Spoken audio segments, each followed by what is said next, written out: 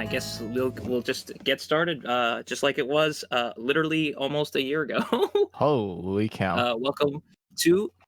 Welcome back to the 2d 同人音楽 Two Dopes podcast. We're just as pleased to be back as you probably are to have us back. Featuring the legend himself, it's DJ. It's me. Wow, with a new mic, a new self, a new location. Let's go. And my name is Veto. I am exactly the same as I was when you last heard from me last year. And that's just the way we like you. I did get a new chair, so if you hear this, those are my arms. They can move a little bit, and sometimes I get nervous and have to move stuff. I get anxious, I guess is more the proper word. That's enough with the introductions. You're all here to listen, hopefully, to a review of drum roll. I can't trill any faster. You've read the title. It's Foreground Eclipse. Wishes hidden in the foreground noises. Yeah! Yay! It's the, so here's the story, Morning Glory. Here's the lore. The 10th year anniversary of this record was actually last year. April, right? Actually March 14th at Reitaisai 7. Wow, 3.14. I guess almost 11 years ago at this point. And our original goal was to record this podcast to celebrate the 10th year anniversary of said record, but unfortunately things happened. We were hit with a global pandemic and had no, well, at least in my case, had little motivation to do much of anything. No, I think I could say the same for myself. But that's March and this is January. We are now in January of 2021, feeling slightly more invigorated, but also still in a global pandemic. Everyone, please stay safe out there. Masks do help. Do your due diligence for both yourself and the people around you. The vaccine is on its way, but for us normal people, we might not be seeing a vaccine until the end of the year. For us, who knows, right? And I know we've got global listeners, so Australia, you're doing great. Kudos to you. With some things, maybe not everything. Well, in specifically the context of this pandemic, you've been doing a good job. I guess the self-description, it's the first full album by legendary post-hardcore / emo / screamo / later metalcore TOUHOU arrangement band, Foreground Eclipse. That's Wishes Hidden in the Foreground Noises. March 14th, 2010. Reitaisai 7. It's the culmination, self-described, I should say, as the culmination of 1 year of activities. The sum of their first year of activities. Please enjoy the sometimes sad and intense world of emo screamo is how they wrote it on their website. That's pretty good. And prior to that, how many EPs had they released? One EP and I believe 3 demos. Although the first demo was for the EP, so there were 2 demos released prior to this album. I believe. Let me just pull up. I'm gonna pull up the TOUHOU wiki here. Weren't there like 6 at the end? Wait, what's that? Huh? Weren't there like 6 demos like at the end of it? Well, what do you mean at the end of what? Well, I mean, when all is said and done, like after Foreground Eclipse ceased to be. Oh, 7, 8 demo CDs. Wow. 9 demos over the course of their run. Their 4 years. I think that's a good topic to hit upon. Is it? I'm not sure what you're getting at, so you lead. Okay, so my question, just out of curiosity, because I couldn't remember, was how many demos or EPs they had recorded or released prior to this album, and then prior to this album. Yeah. So three demos and 1 EP. Right. Right. And then going off of that, the fact that you mentioned that there were 6 more demos after that, and that they were only around from 2009 to 2013. I feel like that's worth discussing. Okay. Just in the context of like TOUHOU circles that, there's a lot of them that have been around for like probably like over a decade now. For 10 years. Let's look at Pazuya Cell. Over 10 years. Our last review last year. I think Crow's Claw is still around. I think their first Touhou album was like 2006, Hmm. and they're still kicking. I have obviously like Eoshisu, Aosis, Aosis. as sung in the lyrics of spoiler alert, we're getting it. Oh, true. Yeah, good point. Oh wait, they're not even. Oh, they're not. They don't even mention Aosis on this album. It's the next album. Oh, it's well, spoilers, like Cool and Create and whatnot. Yeah. Well, we'll get there, but yeah.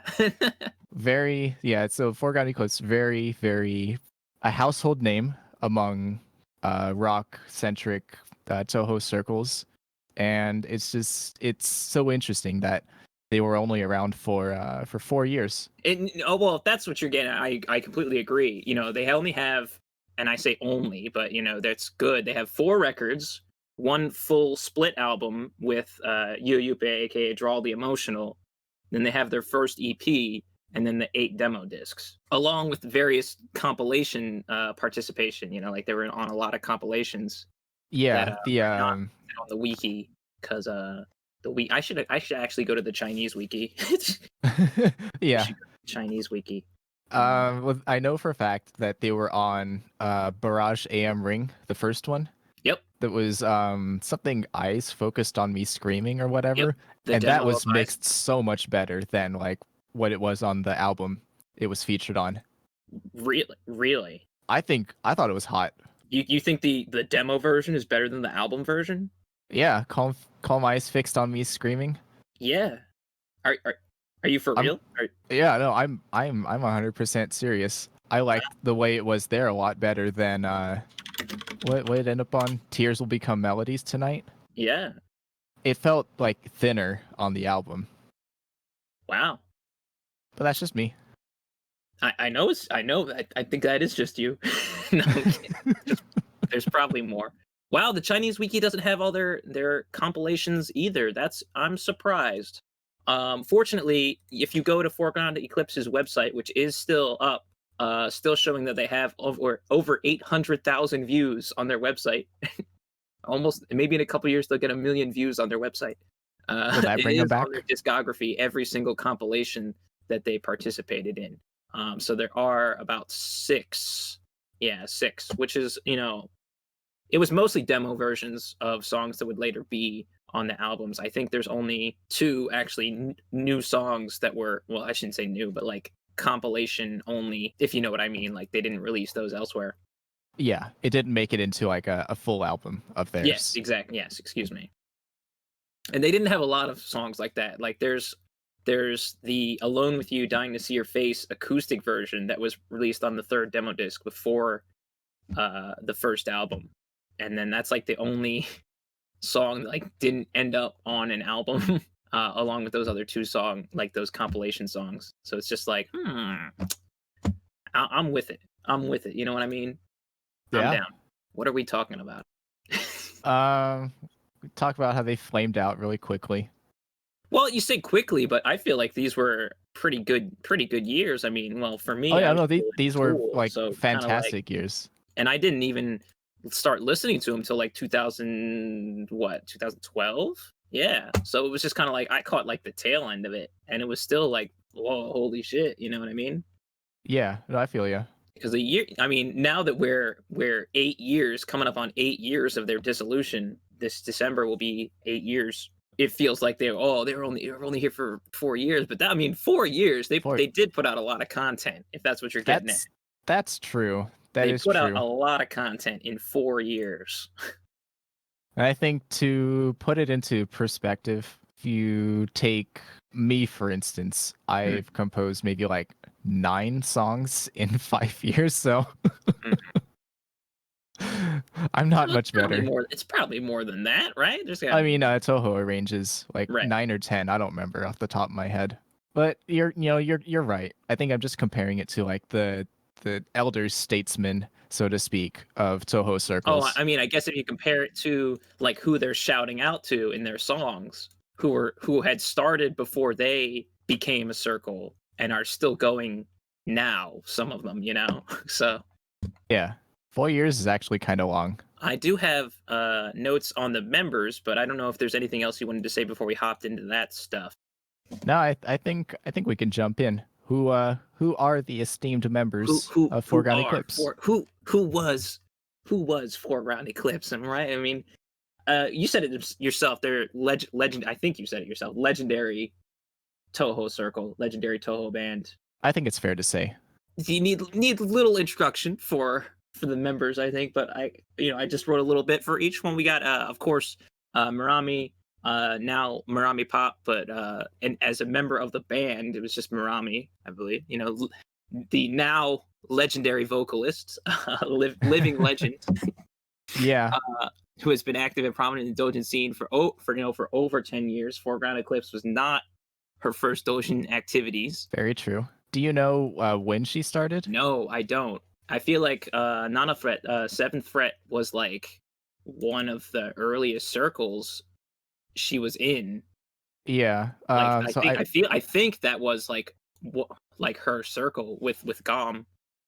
I'm taking a look at VGMDB right now. The first like recorded album on that site is from 2007.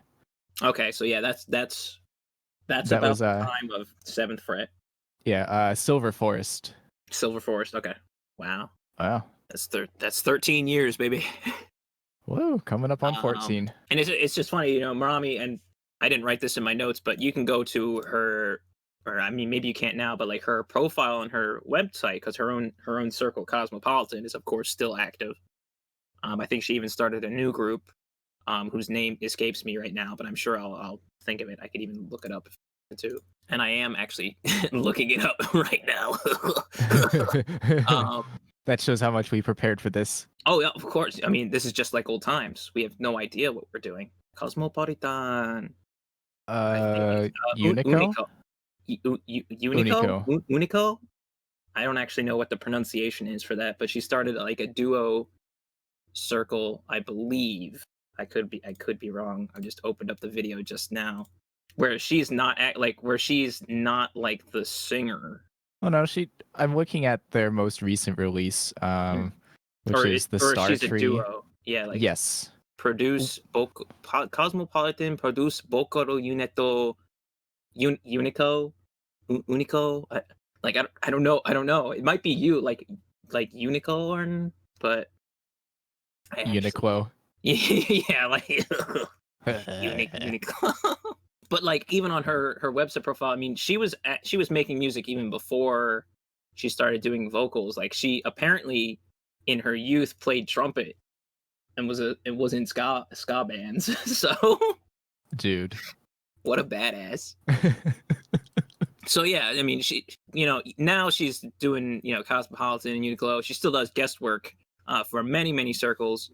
But at the time, you know, between 2009 2013, Foreground Eclipse was her band. Like that was what she would like list as her band, you know. So I just thought that was interesting because, you know, she's always like, there's always guest works and stuff, but like here's my band, it's Foreground Eclipse. You know, I even remember that back in the day, back when I was in school. So that is Murami. She provided the lead vocals for the band, the clean vocals, I guess you would say. Occasionally also the lyricist, although not all the time. I wouldn't even say most of the time. It's just occasional lyricist for the band. It's true. She's credited on one song in this particular album. Yes. Well, 2 songs. And I was surprised because I actually didn't think she wrote any of the lyrics for this album, but apparently it is the one, and I was surprised to be like, oh, okay. Next is Suzori, who is the guitar man in the band. Was the guitar man. Very very person. Did not have a Twitter at the time, or at least not a public Twitter. Maybe they were private because, and I showed you this DJ the picture of Suzori's first, well, maybe not first, but one of their earliest Dojin activities was recording the original version of The Distant Journey to You for Superpower on 7th Fret's Superpower record. Right. And they're credited as, and I can't read the kanji, of course, but or all of them, but the latter two are Suzuori. So like I think that might have just been not necessarily their name, but but they still use the Suzuori kanji on the Foreground Eclipse website. So like that's them, you know. So I don't know. It's interesting to me because we think in well, I guess what we're the West, right? Uh-huh. We think about dojin activities as like stuff, and I say we, but I think a lot of people who just start learning about all these dojin circles and like Japanese music and stuff, they think about it as something that it's like, oh, it's a bunch of like cool adults or whatever, but actually it's just like kids in high school and college mostly Yeah. who do dojin activities, and that is actually the case of Foreground Eclipse. They are, or this was at the time, them being like exiting high school and going into college. This was their college time. I think Marami is a little bit older than perhaps Teto. I think is like college from 2009 2013 because you can check his blog and read about him having math problems. And like you can go through his old blog if that's still online. But Suzari and Marami, I think, are a little older, and I speculation, of course, but Suzori leaving the band maybe had something to do with graduating school and getting a job and not having time to churn out the hits anymore. You know what I mean? Yeah. Yeah, I can definitely understand. Suzori did handle most of the arrangement and lyrical duties at the time of this album, and he did play. He played all the guitar and the bass. I mean, he did all the finger waggling. And then, of course, last but not least, the drummer, the drummy man, Teto. And he does some yelling. Yes, the drummer and yeller of the band, the screamer, his harsh vocals. But interestingly enough, and this was not, and this was something I had to confirm for myself last year when we were originally going to record this podcast. I'm like, let me, who took credit for the mixing and production and stuff? Because it's like it's not on the website or anything. It is, but it is in the booklet that Teto is in charge of the audio production and the recording. And, of course, they got a few arrangement credits to their name as well, even on this record, and they've written some of the lyrics. They were a popular drum cover artist on Nico Video before joining or starting Foreground Eclipse. That's right. I've already forgotten what their name was, but I feel like it was I'm gonna have to go into our chat log and what was it? I know the video you shared with me, the cover was of, I think, God Knows from Haruhi Suzumiya. Was that right? Yeah. Well, that was a year ago. I feel like I even posted the name in here. Oh yeah, I found it just now. Let me send it to you in the channel. As the drummer of the drummer of Royal Straight Flush, which was like an anime cover band that did like a lot of live performances before Foreground Eclipse had started. So yeah, I didn't even know this until a couple years ago. I guess in 2016, because someone wrote a blog about Foreground Eclipse, which had a lot of information that I didn't know about, and there was a lot of speculation too. But that was interesting. I didn't know Teto had a history, had an online presence before Foreground Eclipse. It was very interesting to me to learn that. Teto would go on to take over the arrangement duties after Suzori left in 2011, which, spoiler alerts, this was after the release of the second album. Suzori did leave the band, I believe after their second live performance. They released the second album, they did the live, and then he quit the band for reasons not specified. It's none of our business why he quit the band, but we can always speculate that. Yeah, and isn't what that's what that blog post did? Kind of did a wee bit of speculation. Not about Suzori in general. It was really mostly about Teto, because that's what they knew the most about. I don't know. Of course we'll post the archive of the blog. The person who wrote it has deleted it, but you can check the web archive for it. It is kind of interesting if you take the speculation there with a grain of salt. There are facts and videos to verify some of it, but then there's a lot of speculation, which I don't mind, as long as you keep that stuff in mind. You just got to separate the fact from the fiction. You know what I mean? Yeah, and I mean, if the prevailing theory is that he dipped because of college, and trying to be a real functional adult, which we all struggle with. I mean, I totally subscribe to that theory. It No, makes I mean it's it makes sense to me.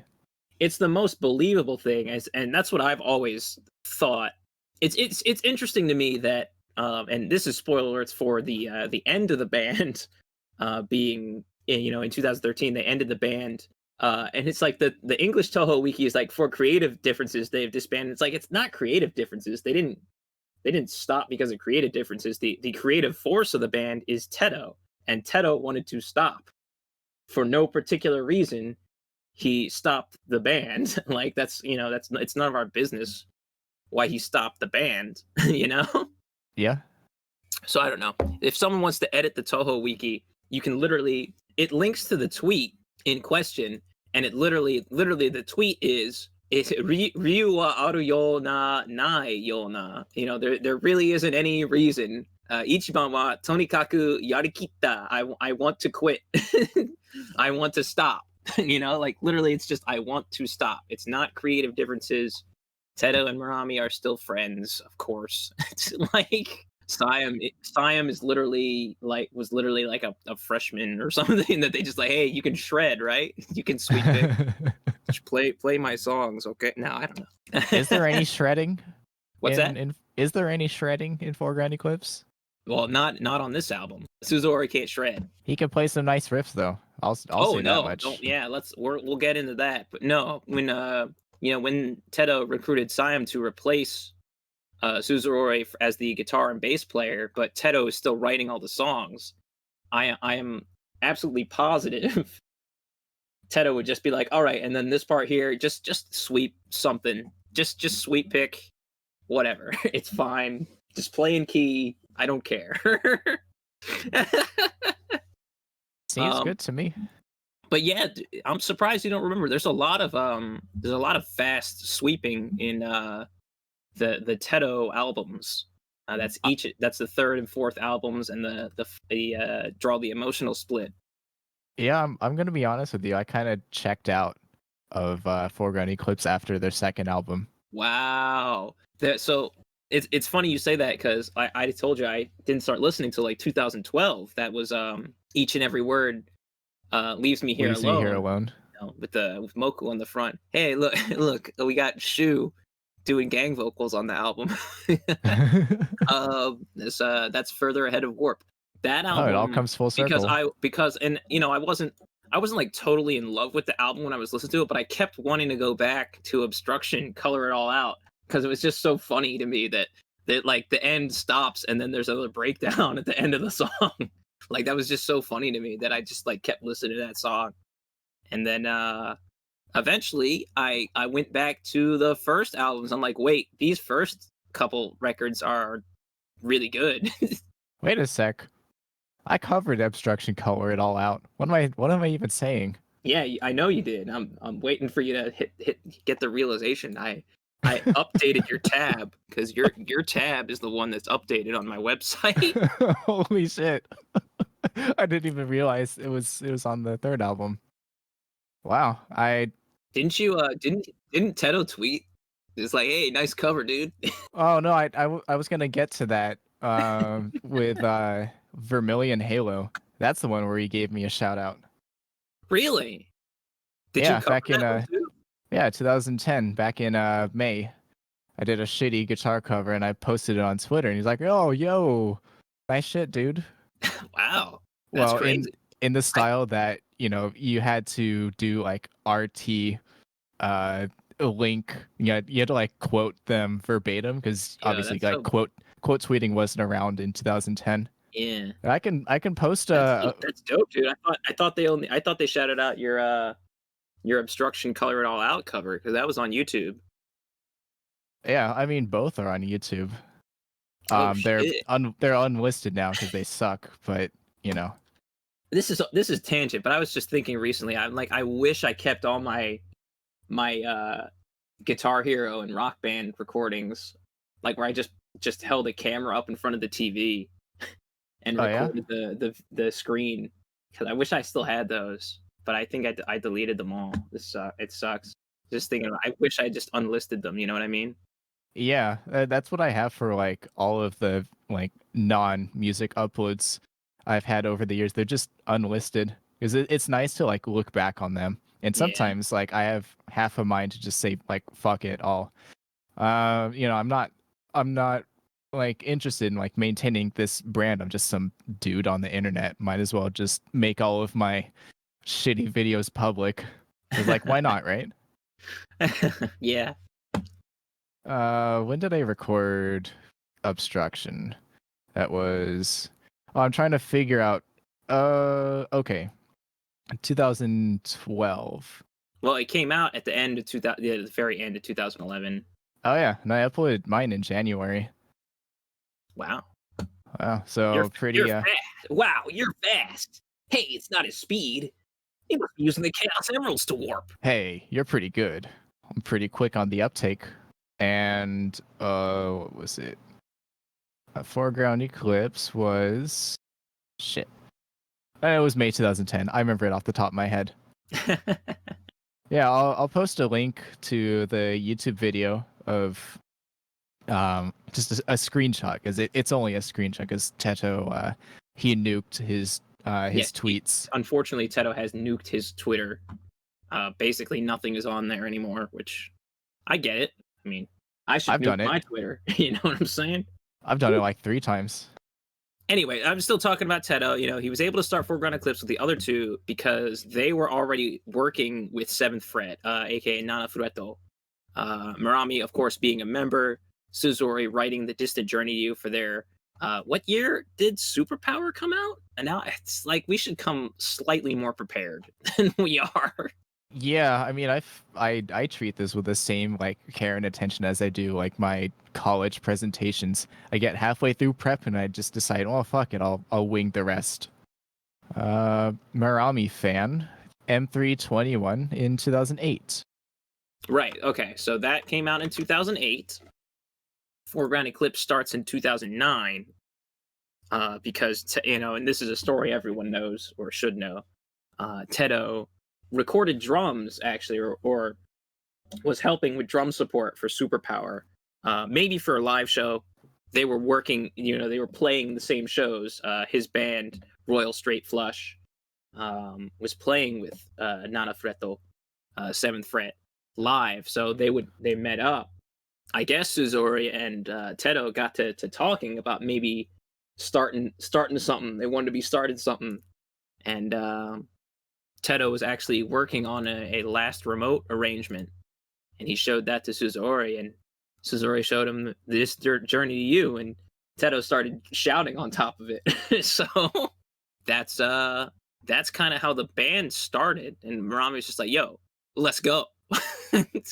Let me in on this. Let's go, baby. I will sing in the band." I guess something before we start talking about the songs themselves is you can listen to the very first EP by the band, which has it's a good sized EP. It's got like 5 songs or whatever.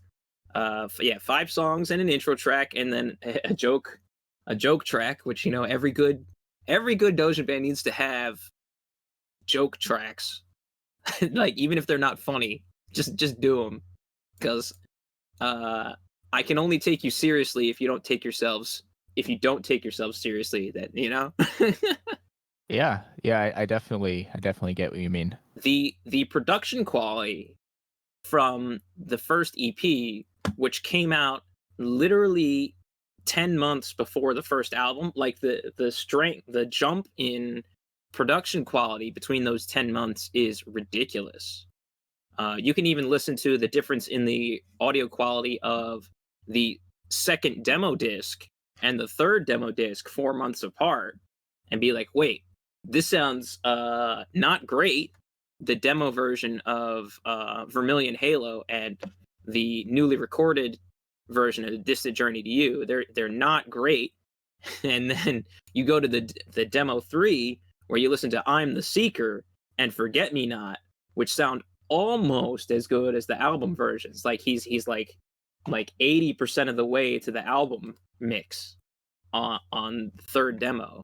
And it's just like, whoa, he's like, I don't know if he's practicing or stuff, but 10 years ago, it was not this easy to like just look on the internet and figure out what you had to do. I feel like, there was sort of like a jump up in bedroom recordings, like Vocaloid scene kicking for years already at that point. But only only at this point, at the turn of the new decade, 2009, 2010, was bedroom audio starting to be like, oh, we can get pretty good sounding mixes. You know what I mean?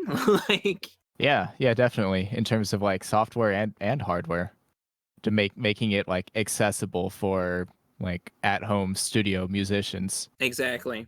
And I do want to point out that in Japan, anyone can just go and rent a recording studio or a practice studio, and you can just record in your practice studio that you've rented for what, like $20 an hour or something like that. It is not prohibitively expensive to record live audio either. You know what I mean? So like that, and that's something that I feel like is only, I don't want to say Asian in general because I've only been to Japan, but it's pretty cool. It's definitely not something you'll find here in America. That's true.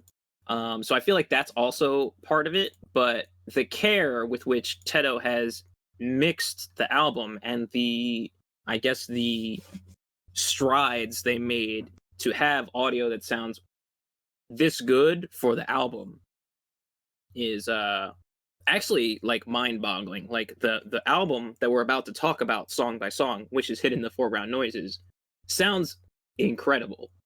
Some people might think, oh, he's exaggerating, right? It doesn't, but but but we'll have you know, the album sounds great for the type of music that it is. The mix is clean and clear without being pristine, which I mean, I have opinions about it, but if we ever talk about the later Foreground Eclipse albums, I'll have things to say about that. got words. As it is, this album is mixed very like sound. This album sounds very good for the style of music it is. I will probably say this at the end as well, but I take a lot of mixing like production inspiration from the way this record and the next record sound. So I hold this album in very high regard as far as production quality. It also, of course, it helps that the performances are extremely good. The great performances from the vocalists, guitars and bass are played well, drums sound fine. It's like they sound good. They sound like they are recorded live. They are not sampled. They're not overproduced. It sounds like an actual band playing the songs. You know what I mean? And I like that a lot. Yeah, and I know that's kind of like, it's kind of like a half and half deal with the Touhou circles at like around that time, 2009, 2010. You get plenty of like program jumps or like program something or other, but it all feels natural with this album, so to speak. TOUHOU for sure did play all of his drum parts on this album. Like you can tell, it's really it's good. I think that's all I have to say about like going into the song. So unless you had anything else you wanted to add that I forgot, I think we can hop right in. Yeah, I think we've said our piece about them in general. Yeah. Maybe not enough. We should have written more concise notes. Maybe like the illustrator for the album art, or there are a couple of things we could hit upon. Oh, true. Rin of Royal, right? I don't know much about them. I did a cursory search and I couldn't like bring up anything that's like currently active or like that isn't dead, like in terms of like websites or blogs that aren't. There's the dead. archive Tumblr that's linked on the Touhou wiki, but well, I don't even see anything related to this. yeah. Did they? I wonder if they deleted their Tumblr. Either deleted or just renamed. Possibly, but even the Tumblr only goes back to 2014 on the web archive. So it's like, well, that was after Foreground Eclipse was done. Yeah, dissolved, etc. But yes, the album art was drawn by Rin of Royal. I mean, if they've probably changed their name, if they're still drawing, if they're still making things, it's under a different name, most likely, which is once again another freedom of Dojin life. Just change your name. You know? So I mean, I think that's really all that we can say in terms of like major points regarding Foreground Eclipse. So I think now is as good a time as ever to hop right in.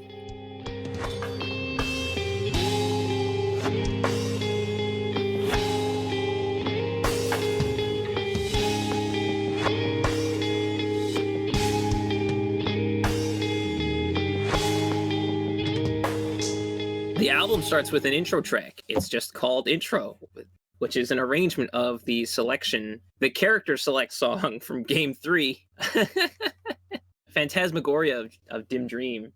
Is that supposed to be Diminished Dream? I never knew. Is it just Dim Dream or? It surely stands for something else. It'd help if I knew how to spell. But yeah, it's Touhou 3, Touhou Yumejiku.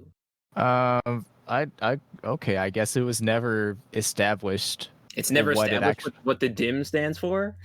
Yeah, like it's clear, it feels obvious to us that it stands for, it's shorthand for something more, like dimensional dream. Oh, it could be dimensional. I didn't even consider that. Huh. But I don't think Zune ever elaborated like what it actually is. Classic Zune. Classic Zune. Gotta love him.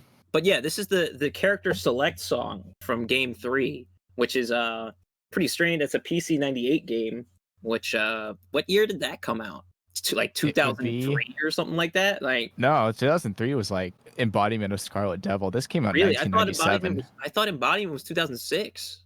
Huh. Gosh, look at me, not knowing shit about anything. We've said this over and over. We are Touhou frauds. It's us. No, EOSD came out 2002. Oh wow. Okay. So anyway, Suzori definitely dug into the YouTube archives for this nugget. Nico archives. Find this song.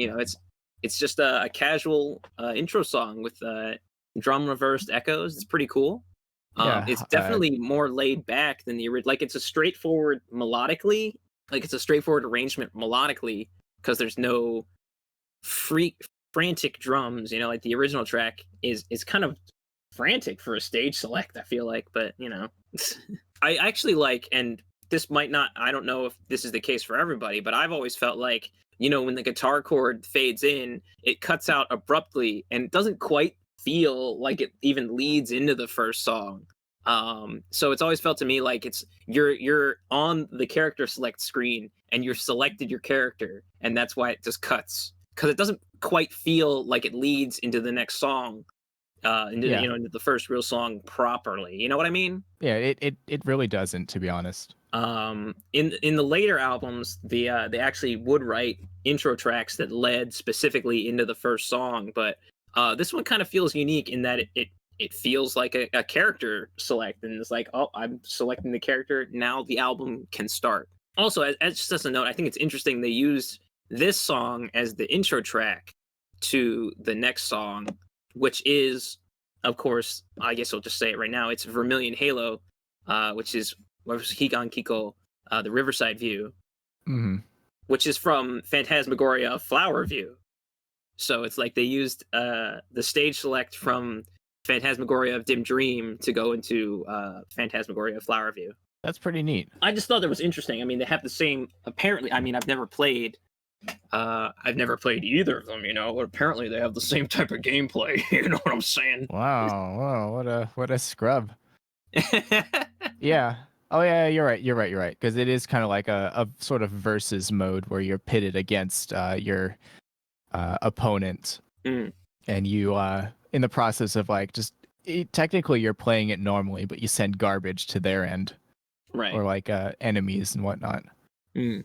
So yeah, it is a nice piece of symbolism, but interesting that they chose to reach back. That far. It has to be purposeful, right? Like that's not something you do randomly. Like that Oh has no, to be this is definitely a conscious creative like decision. Suzori had to be conscious of this. Anyway, let's just talk. Well, I guess unless you had anything else to say about that intro track, it's called No, intro.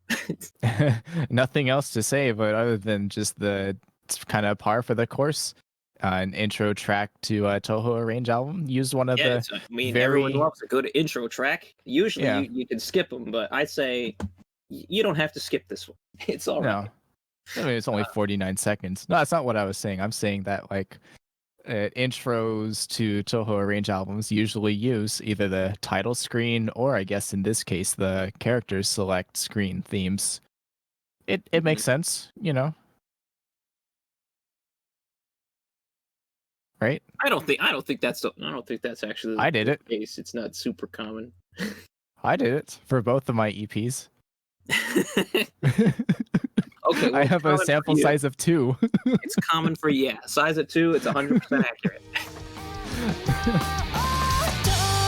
あなたの心地になるまで近づく月がさえあなたの手を引いてこのまま静かに眠る赤い花先月まで Next, we already said it is Vermillion Halo, which is an arrangement of Higan Kiko, Higan Ritor, Riverside View. Not to be confused with the actual Higan Retour theme. In Perfect Cherry Blossom, there's like Necro Fantasy, and then there's Necro Fantasia. Yeah. Yeah, so the title screen theme of uh, Phantasmagoria Flower View is Kaizuka Higan Retour, and Oh, then yeah, you're right. No, I see that. I see. and I'm then looking at the. Komachi's theme is Higan Kiko Riverside View. Mm, So not to get it twisted, this is Komachi's theme. yes. Okay. That's what you're. I'm like, okay, sorry. I thought I You had were no right. idea what I was talking about, to be honest. Yeah, I had no idea what you were talking about at all. Wow, I mean, what to say? I mean, I have the most notes on this song because it is the first song. We can talk about the band in general. So I'm gonna dive right in. You know, it's a very straightforward arrangement of like the lead source melodies, but those Toho melodies never feel forced in this song. You know, the simplicity of the song is belied by lots of little interesting, not only arrangement details but mixing details as well. I guess I'm just gonna go straight down my notes here. By member, I wrote about Suzori first. You can see, like here, he's already showing off how strong of a songwriter and arranger he is. The guitar, you know, there's two guitar parts, right? You know, you have the left channel, the right channel, and they're not always playing the same thing all the time, which you can hear in this song especially. There's a lot of doubled guitars, but and even with like when he goes into the octave riffs during the verses and the choruses, leaving the rhythm parts strictly to the bass guitar, like you can hear the power chords during the chorus dropping out at 113, so that you can play like this octave riff while the bass is playing the root. You know what I mean? Uh huh. This is an arrangement thing, but at 240, I love the bass part at 240 during the bridge. Oh yeah, that's quite good. Like the bass part is really cool. Then of course you have the legendary. I've said that a lot today, but the legendary out of key harmonics at 323. You know the part right before the last chorus. Yeah. And then this arrangement choice is wild, right? So there's a key changed down a step at 346. You know, that's of course at the finale of the song, I guess, where it goes into the da da da da da da da Yeah. da da da da da of the original song. It's like that's the first time you're hearing that part of the source in the song, and it does feel kind of weird, but it's just a key change down a step And also Also, Teto starts playing a 3-2 polyrhythm. It's just like, what is happening? well, what's happening is that he's just working within the context of Riverside View. I think you mentioned that like it doesn't feel like it's forcing the Toho the source melody, but I think just with that that outro, that's where it stood out to me that, oh yeah, this is a Toho arrange. Okay, well, okay. Because it's so like divorced from the rest of the song. It's good. It's true, and I should have wrote something about that, because when I first, now that I'm used to the song, and actually this happens to me a lot with songs that have huge key changes.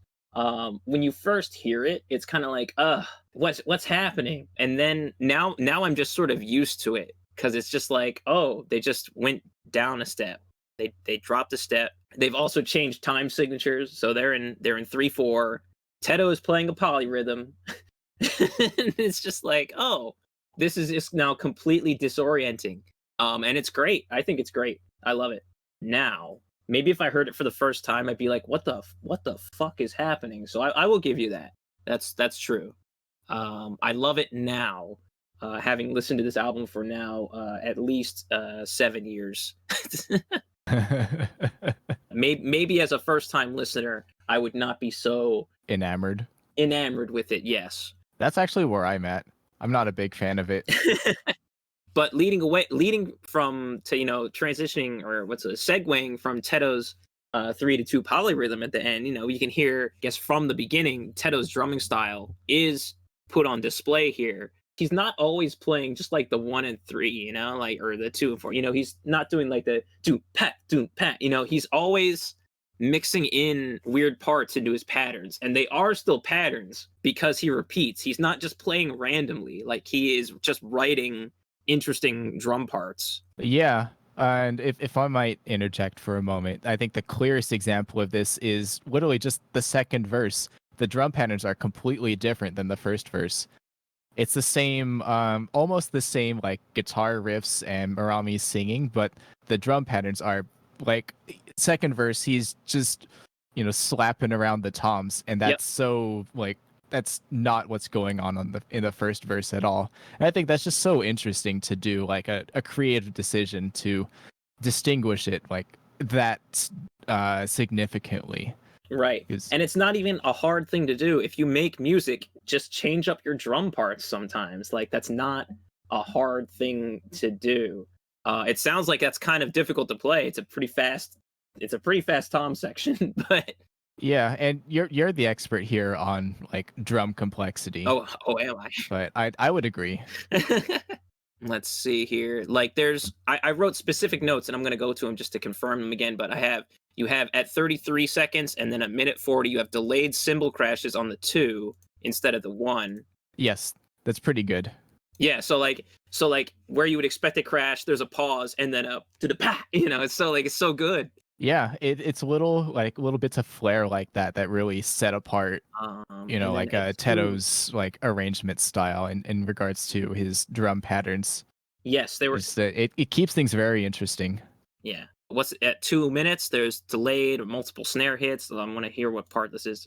This is after the tom part where it does sound like he's just randomly hitting the snare after the tom section that you were talking about. But it's a pattern. Like, you can repeat his pattern after this tom part right here.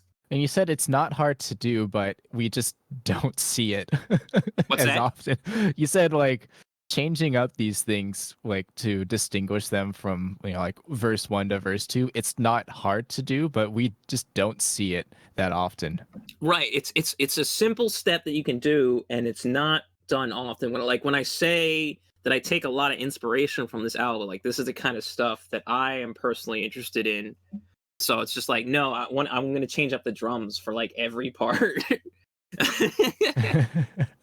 Oh, and then I specifically wrote a note about the polyrhythm again. I know I mentioned it because Suzuri probably wrote the 3/4 part into the song, like the key change in the 3/4 section. And then Ted was like, no, I'm going to play a polyrhythm here, which is he's playing. I'm going to open up my tab. I have tabbed this entire album. I will link to that, I guess, in the description if you are interested in looking at the songs. But The entire album is tabbed by me. I would say it's 90% accurate through the whole album. So if you are curious about note for note what's happening, that okay. So it's do do do do do do do do, like that's the polyrhythm. That's a 3-2 polyrhythm. So his hands are playing 1 2 1 2 1 2, and his feet and his left hand are doing do do pat do do pat do do pat. So it sounds like do do pat do do do pat do do do pat. Like that's a 2-3 or a 3-2, okay. however you want to say it. He's playing a polyrhythm in this part to sort of trick you, but also it changes like immediately. It's very interesting. It feels like maybe he made a mistake in the first couple measures and then corrected himself, and then he's playing it properly, quote unquote properly through the rest. Because the second half of this, as you know, is just a bass kick blast. Like he's just he's going blasting. He's like, okay, I'm tired of this, but he's also still playing a kind of I don't know if it's still the same 3-2 polyrhythm anymore, because he's doing a lot of weird stuff with his left hand. He's still playing cymbals with his right on the 1 and 2, but his left hand is just like going back and forth between tom and snare. It's such a wild part. Like it was so hard to tab this out because I'm like I couldn't see a pattern for like a long time, and it's like it is a pattern, but it's just such a complicated drum part at the end of the song. Wow, what a great drum track through the whole song. Jesus. Anyway, that's all I gotta say about TOUHOU's part. So let's talk about Rami for a second. You know, it's not just her performance, but like the way it's mixed too. Her voice is just cuts right through. It's great. 10 years ago, she is still a legend. 10 years ago, nailing her own vocal harmonies and doubles. Mm-hmm. I know, obviously, Suzuri wrote a lot of the vocal parts for her, but like she's nailing them.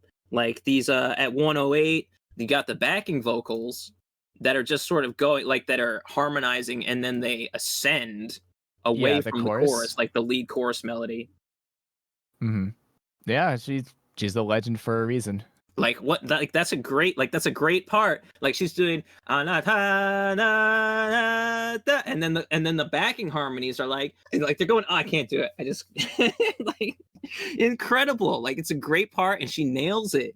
I keep ending up praising Suzori's arrangement more, but like at 238, you know, you have these syncopated, muted high ahs in the background where she's like going like in the back. Like it's great. I love this song. It's great.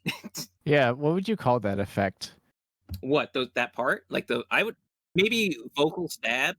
Yeah, like what effect are they applying to her vocals? Syncopated, muted stabs. That's what it is. I don't know. I don't know what I would call it. I'm just making up phrases right now. That sounds good to me. I believe like you. The part I'm talking about is those backing vocals that are just like, huh, like that. It's not a drone. Oh, that. I guess I would call it a stab. But I could be wrong. I'm not actually a music guy. No, I know what you're referring to now. I mean, like I was referring to the bridge. Like, what effect is that's being applied to her voice? Oh, that like her whole, like why her voice is kind of distorted. Yeah, like at 240. It sounds a little bit crushed, but I don't know exactly what was used. Bit crush is distortion, but it could just be pass filter. Like she could just have the like it just sounds it just sounds like distortion to me. Maybe like extreme compression. Like I don't know. Like if you compress bigly enough, you get distortion. So yeah, that's true. That's true. But yeah, it's neat. It's a neat effect. Is all I can really say. I didn't even put that there. That's a production choice. That's TOUHOU. But yeah, like you can barely hear the muted ahs in the background. So like that's of that bridge section that you're talking about the lead vocal. I'm talking about the backing vocals.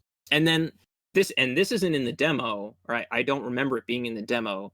Murami just adding this chuckle at the end of the song. I'm like, oh, that's so good. It's at 4 minutes, the end of the song. Oh yeah. It's like at the very end after all the la la las. It's so good. It's just It's a nice little touch. Yeah. What a nice arrange.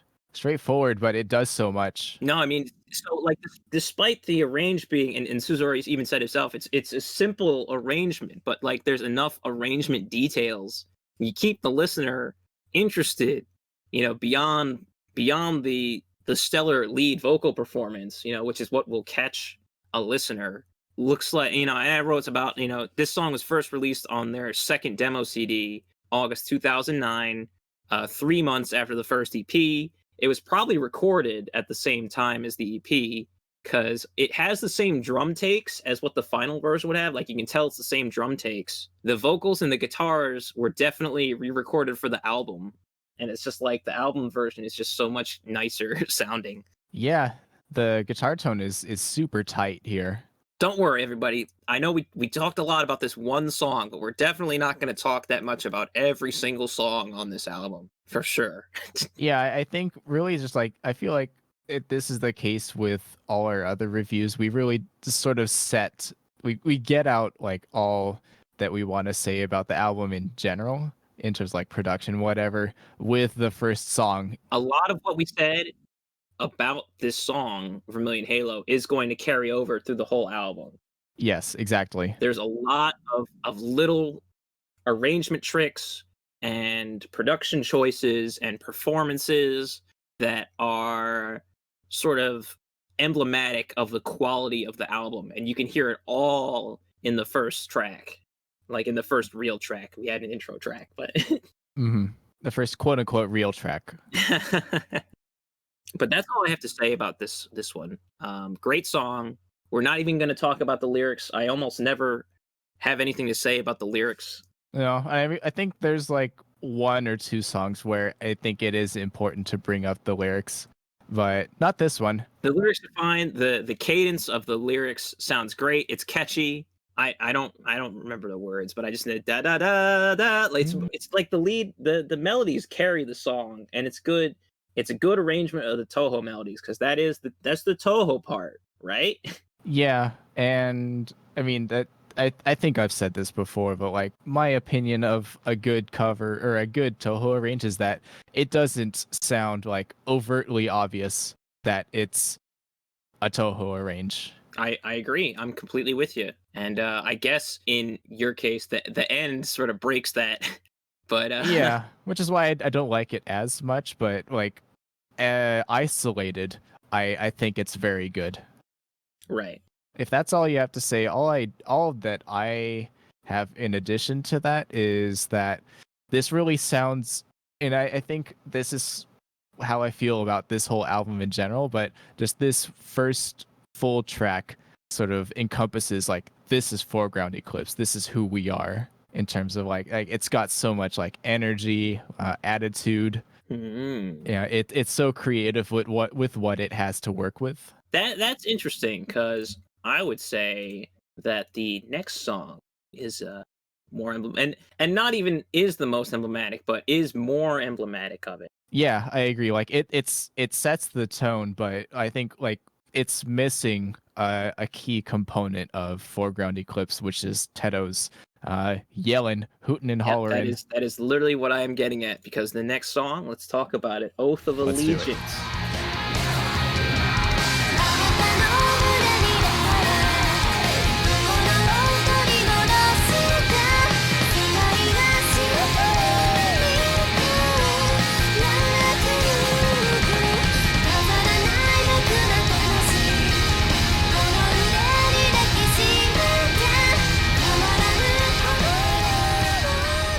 Oath of Allegiance.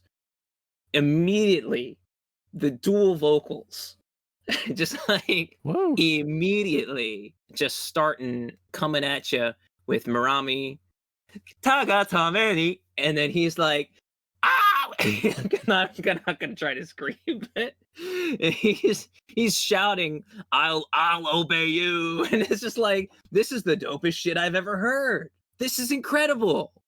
It's so good. This song isn't even, so we can talk about it. It's not, I didn't tab it like this, but this album was recorded in drop C sharp. But you could play this song in drop D. You could even do the weird drop D sharp tuning if you want, because the lowest note it hits is D sharp, you know, like E down a half step.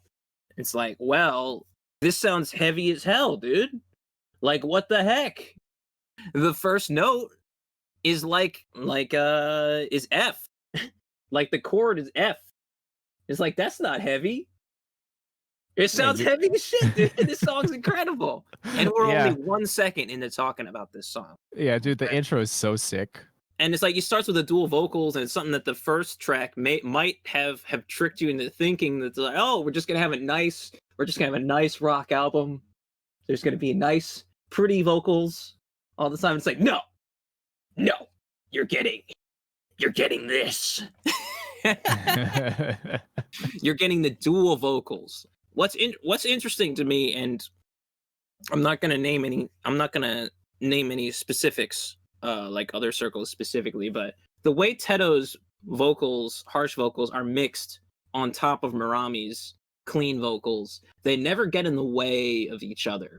Yes. In my opinion, her vocals do cut through while his just sort of sit usually. Like this, like, oh, my vocals are back here, whereas Marami's sort of cut a path straight through. His are just sort of like, you can't see my hands right now, but I'm gesturing. Yeah. His just sort of have a presence. Like you can hear his vocals, especially if you want to focus in on them, but they don't cut through. Lots of what the kids today would call, I guess, vocal delay, right? Is that what they call reverb? Beats me. I forget. What was the joke? It was like a bedroom producer joke. And it's like, I need more vocal delay. And it's like, you mean reverb? And the answer is actually no. Pro tip, try not to overdo reverb on your vocals. You should actually use delay on vocals instead, like slapback delay if you want to thicken up vocals. Reverb is just going to make your vocals just move them in the mix into the background. Yeah, won't it kind of like crowd the mix if you slap on reverb? Yes and no, because reverb does add frequency across the whole spectrum. So if you also EQ your reverb after the fact, then you should be okay. It's just be aware that you're adding more frequencies when you put reverb on stuff. Is I guess what I'm getting at. Yeah, I get what you mean. God, we haven't even gotten like 2 seconds into this song. That's how good the intro is. I mean, the intro is incredible. Wow, we could just talk about the entire intro. You know, okay, so the TOUHOU melodies are, you know, they're present, but once again, like the way the song is arranged, and I don't know if I didn't actually check to see if the original source songs are in the same key as this arrangement, but like the vocal melody doesn't feel, once again, like a TOUHOU melody, and then like the guitar, like the key of the song, just it feels so natural, and then it goes into like that very, very cool, like extremely cool lead guitar riff, lead guitar melody, whatever you want to call it. Also, interesting, and I will say production choice here. The guitars are doubled, like they still have the left and right guitars playing the rhythm, and the lead is actually in the center. So like simple production choice, but it's good. Like it's like the lead guitar part is the main focus of that part of the song in the intro. It's like just put it right in the center there. It's good. It's good shit. We're in the first verse now. At 39 seconds for the second half of the first verse, you've got the whole band just stabbing, like the 1, 2, 3, 4, you know, like that part. And then the guitars break off into this really cool call and response octave stuff at 52 seconds in the left and the right. It's extremely disorienting. This also took me a million years to tab properly, because it's just it's a great part. Like, what a very, like, it's such a cool arrangement. Yeah, I'm listening to it right now. It really is. Like it's like left and right. It's so it's really disorienting. Like, it's great. It's great. It's interesting to me. It goes into what becomes the pre-chorus after that section, but then it pulls back and does another verse section. Like it repeats the same verse sections again, basically beat for beat, and then it builds into the first chorus, but only at like a halftime feel. Like it builds up into like this badu do badu do badu do bad, like it's playing at halftime, I think on the 1 and the 3, you know what I mean? For the first chorus, which keeps the tension sort of like stable, but it's still kind of like you're feeling like you are feeling tension, and it's just bubbling at the surface. And then you get like this you get like the 2 bridge sections, and then that leads into like the final chorus, which is like doom do bat doom doom do bat doom, you know. So it's like that's where the tension is released, and then you get of course the finale with the double bass blast. Like what a great, this song is just arranged. It's so creatively done. I don't want to say perfectly, but it's arranged incredibly well. Like it's just a good song. Wow, I love this song. It is a great song. How am I gonna? It's a great song. There's so many layers to it. It's true. I also just wrote a note. The bridge, the one bridge. I think this is the second. There's 2 bridges, right? Yeah. There's the first bridge, and then the second bridge where Teto is screaming. First bridge where Marami is singing, and the second bridge where it's like more like the build up to the finale. But it's like the first line, he's just shouting, "My sad world comes to an end because you call my name." And I'm like, yo, this is emo as hell. Let's go. Oh, what an incredible part. That's at 2:44. Yeah, I'm listening to it right now. It's quite good. And that's when the lead guitar part from the beginning comes back in. You haven't heard it this whole time. They didn't play it during the first chorus. They were saving it for the finale. Like Scissor has saved it for this time. Like now was the time to go back to to bring back that motif that I haven't warmed up my vocals. But the lead melody, like that you played at the beginning, it's back, and he's shouting, and he's playing this China cymbal, and it's like, and then the toms build up, and then and then you're back into the chorus, and it's so, oh my god, I love this song. What a great song. I'm just gushing. I'm just completely, I love this song. I'm completely enamored with this song. Yeah, and rightfully so. If you know, when it's good, and you gotta speak on it. Speak on how it's good. That's what we're here to do. All right. Do you have anything else to talk about? I feel like I sort of went, just like I went through just like the entire song, like that. Those were my notes. It's just like, oh, here's how the song goes. This part's great. This part's great. Here's how it all comes together in the end. Like it's just a well-crafted song. It is, and that's fine. I don't have any like timestamp specific points to make. I will say that just as a nice little tidbit, that this is the first song in which, in the lyrics booklet, Teto's screaming in English. These are English like vocals. My sad world comes to an end, etc. In the booklet, it has the Japanese translation in red text, so no one's left out. You can get the full meaning of what they're saying if you don't like understand English. Huh. So nice little touch by them. Yes, I know they included and I mean we'll get there, but the Japanese translation of the English lyrics for Dancing with Happiness and Sadness, but I didn't realize, and I haven't looked in the booklet in a while. I've got to find my CD. I do own the CD as well. Wow, that's worth a lot. I assume you own the CD. I do not. Oh. Because they're expensive. If I look on like Surugaya, the overseas version, I remember in Japan, I remember like one of the demo CDs. It was like specifically like set aside from the rest in a glass case, going for like 8,000 yen or something. Yeah, $80. Pay up. That's a lot, and I am glad I got in. I honestly forget. Let me see if I can find the email where I got it. And Truth, Ironies, the secret lyrics, the 7th track, that's entirely in English. So yes, thankfully, for the Japanese listeners, it's all translated for them. yes, it's a goofy one. We'll get to that. We'll get there. While you look for that email, if you haven't already found it, I will say my piece. Other than, you've said, as basically like what you said about the arrangement and like all the little tidbits I agree with.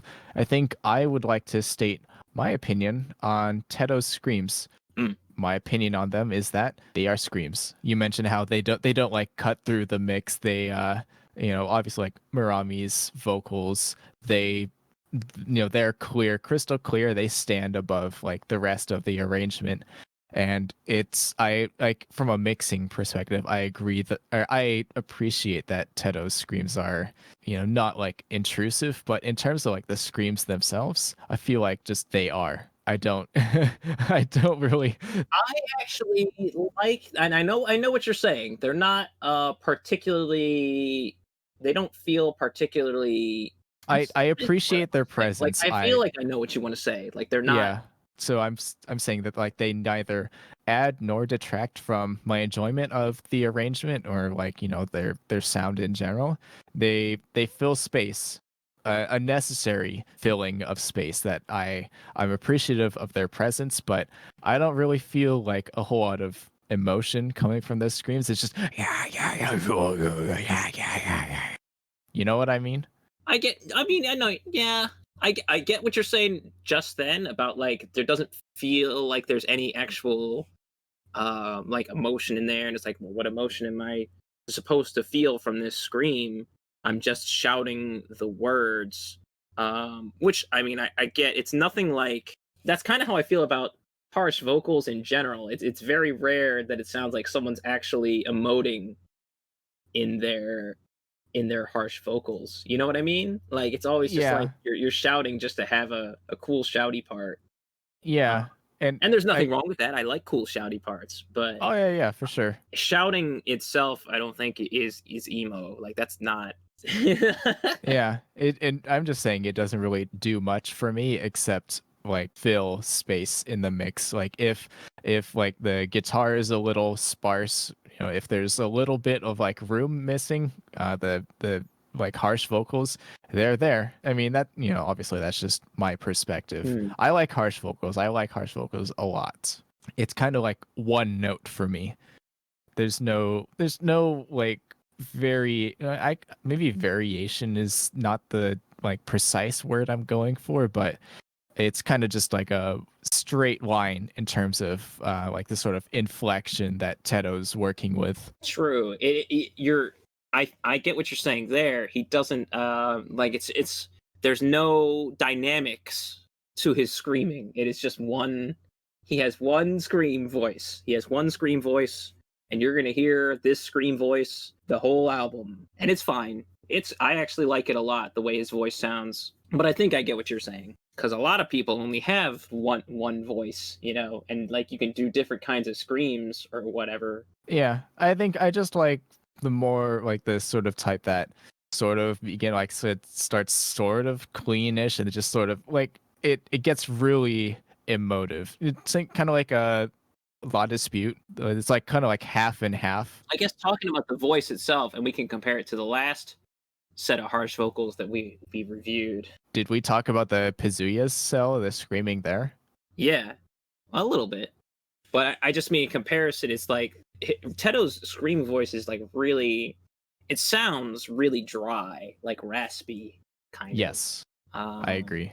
Like there's not a lot of, I guess it's like a lot of air, Yeah, that's a good way of putting it. But I like that. Whereas if you compare to another shouting vocal like I talked about, like Shu, Further Ahead of Warp, Shu, kind of dry, but there's a little more grit. Like he is going from the throat, which is not necessarily what you want with shouting vocals. I don't know anything about shouting actually, but maybe like from your stomach. They're different. Like there are lessons you could take to learn about vocals, and I've not done any of them. I have never sung in my life, and I don't plan to. Well, that was a whole lot of nothing. Let's talk about I'm the Seeker. Maybe Eat Your Word calls for it.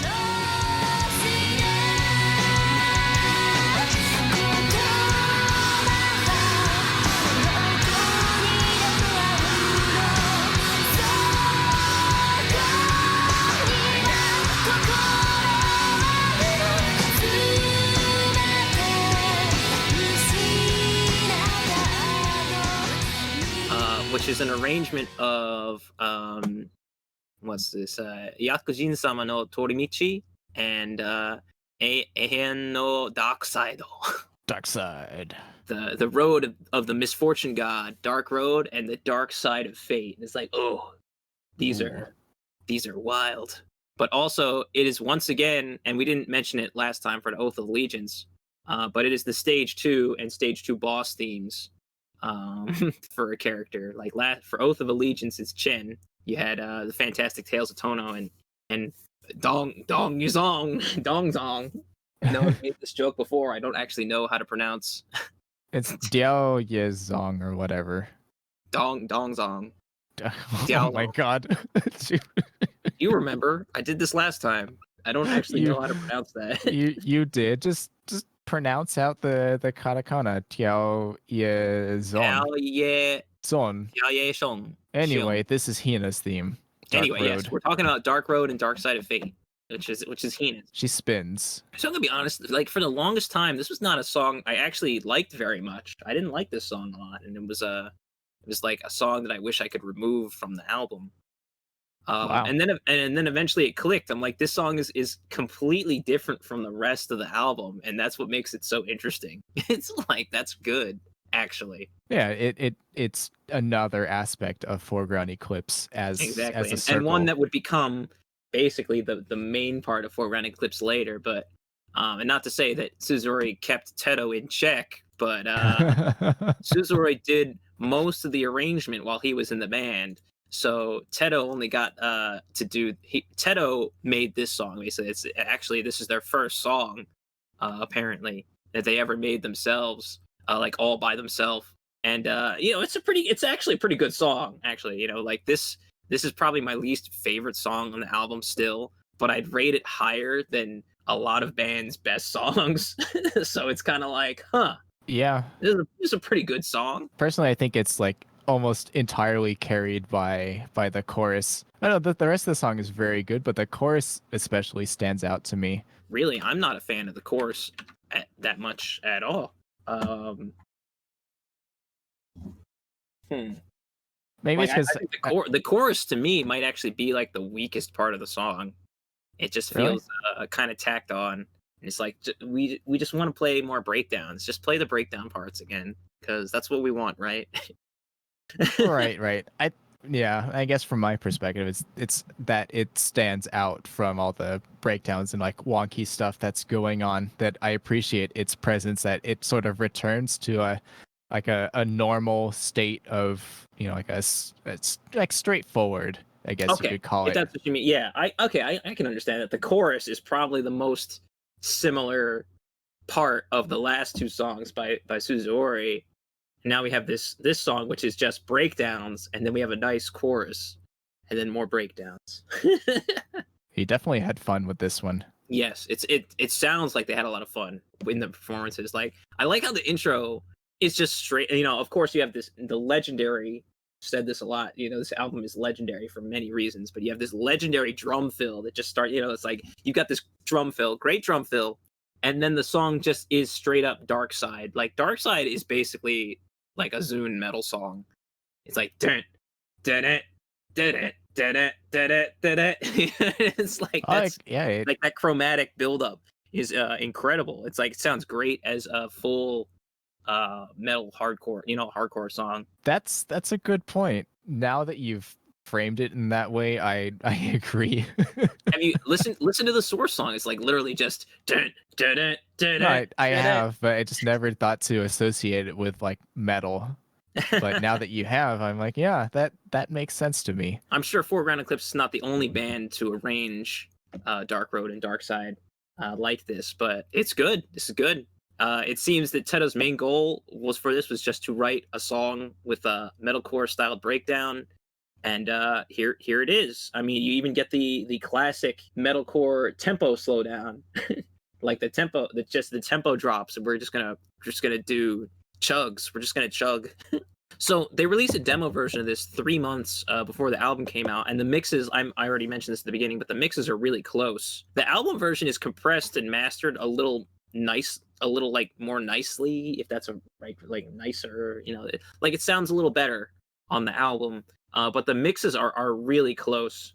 It's just they tightened up the compression. You can really hear it on the kick drum of the demo version. It's just that kick is just not under control. Like it's just like it's a big boomy kick on the demo, and it's really tightened up on the album version. So you can tell he did touch up the mix here in those last 3 months. Mm-hmm. What I wanted to say was that TOUHOU's vocals are self-admittedly redone for the album version, and I had to listen back and forth. I had both songs open up in Audacity between the demo and the album version, and I was just flipping back and forth, and it's like they are different vocal takes. But what's interesting to me is that his voice cracks in the exact same way at the exact same time, which I will find right now because like an idiot, I didn't timestamp it. But it is during the first verse. It's I like to play hide and seek, but before you count 50. So if you know where that part is, just listen to him. Just listen to him saying before. It's like his voice is cracking. I love that. I love that he left that in, but also in the demo version, his voice cracks in the exact same way. I'm like, what? Surely. And I didn't know that it was also in the demo version until I was comparing them. Because I thought, it's like, wait, I thought he said he redid the vocals. And then I listened, and they are 2 different takes between the demo and the album. And his voice still cracked. I'm like, that's wild. That's gotta be. Because I thought it was just funny that the album version had a crack in his voice. And it's like, no, he does it in a demo, so I guess it was on purpose. But also, that's incredible. They made the choice to leave it in there. It's like, what a cool little thing. Like, it doesn't actually detract from the album, and it's not. I'm not a believer in perfection. I guess you know what I mean. Like, the song was good. And it's like fixing that, or I should say not fixing that voice cracking, just gives a little more personality to the song, in my opinion. Yeah, and I think there's definitely an element of like a human, like overproduction is sort of like a thing that isn't. It's at 45 seconds. 45. Thanks. Oh, there. Yeah, if you've never heard that before. That's pretty good. It's worse on the demo. It's like you listen to the album version, like, huh? You listen to the demo, it's a little bit worse. So it's like he got it a little better, but I'm like, surely you can perform this without cracking your voice. But it's cool you left it in. That's my thinking. Yeah, it's definitely has to be purposeful. Yeah, but I didn't think it was. I didn't know that until I listened to the demo, and I heard it was also in the demo, and I'm just like, oh, I thought that was just a mistake that they left in or didn't notice, and it was fine that they left it in because it doesn't actually bother me. It's just a funny little thing. But it's interesting, there was a guitar part in the original song that they actually took out of the final version, which it sounds like a part that Siam would have written, or Siam would have played, that TOUHOU would have written. So I guess that makes sense, actually, now that I'm saying it out loud. It's like TOUHOU probably wrote a part that Suzori could not or did not think was good, or could not play properly, because it just sounds like a part that he would have had Siam play later. You know what I mean? I know you probably don't have the demo version of the song on hand, but basically during the second part, the second half of the verses, both verses, there would be like a 16th tremolo picking riff, like mid riff, guitar riff part in the left channel. No, I got it right in front of me. Do you have a timestamp for that? About 46 seconds. So it's about the same time. The voice cracking is worse. Yeah. Oh, pretty good. But yeah, there's another guitar part in the left ear at about that time. You're right. And it sounds like sloppy 16th picking, so I can see why it was taken out. But it might have been cool, actually, on the album if it was able to be played, or if it was put in properly, I think. It's just really muddy, so I can't actually tell exactly what's being played. I think I'm fine with it being removed. Yeah, I mean, I'm fine with it, too. It's just, that was just interesting. Like, that's the big difference between the demo and the final version. Because, like I said, the mix is very close. It's just the album version's a little cleaner. That's actually all I have to say about this. I mean, it's a fine song. It's good. I like all the breakdown part. It's actually really like the only song with like this kind of like slow chugging breakdown, which would become more and more common after Suzori left the band. But We And don't in have to get general, into right? that. With like the rise of easy core, etc. Easy core is pop punk with breakdowns. So this is Foreground Eclipse is not easy core. I mean, just these breakdowns. Yeah, so yeah, these are just metalcore, just like mallcore breakdowns. Mallcore. That's right. I think on the liner notes, which I will link to them, of course, in the description. Teto just writes, I if you like this song, I want you to listen to The Devil Wears Prada. And it's like, okay. Yeah, we know what you were listening to when you wrote this. Yeah, it definitely like that's really indicative of how, like albums are products of its time. Like you can hear being part of like the trend of this particular genre at the time. And we'll get to this with, say, for example, Truth Ironies, the secret lyrics. But it's stuff like that. When he mentions, if you like this, go listen to The Devil Wears Prada, where you can understand that this was made in 2010. You can see like the current My Chemical Romance, Jimmy Eat World. Yeah. Like there's a lot of, I mean, you just go to Teto's blog at the time. You can see what they're listening to. Like, yeah, for sure. But that's really all I have to say about that one. So unless you got anything else, I got more. So first off, this is the first time in this album specifically that we hear Marami singing in English. The pronunciation is, what you'd expect from a native Japanese speaker singing in English. You know what I mean? Are we talking about dancing or? Well, I'm the Seeker. Oh, does she sing? We're still talking about I'm the Seeker. Yeah, that's what I'm like. Does she sing in English on? Oh, you're right. I forgot about it. The very beginning Parts. It's the very yeah, and it's the very beginning, dude. Most of it's in English, huh? I completely, thank you for this is why you're on the show. No, I'm kidding. you're bringing up stuff that I completely forgot. You're right. She is speaking in English for most of the song, huh?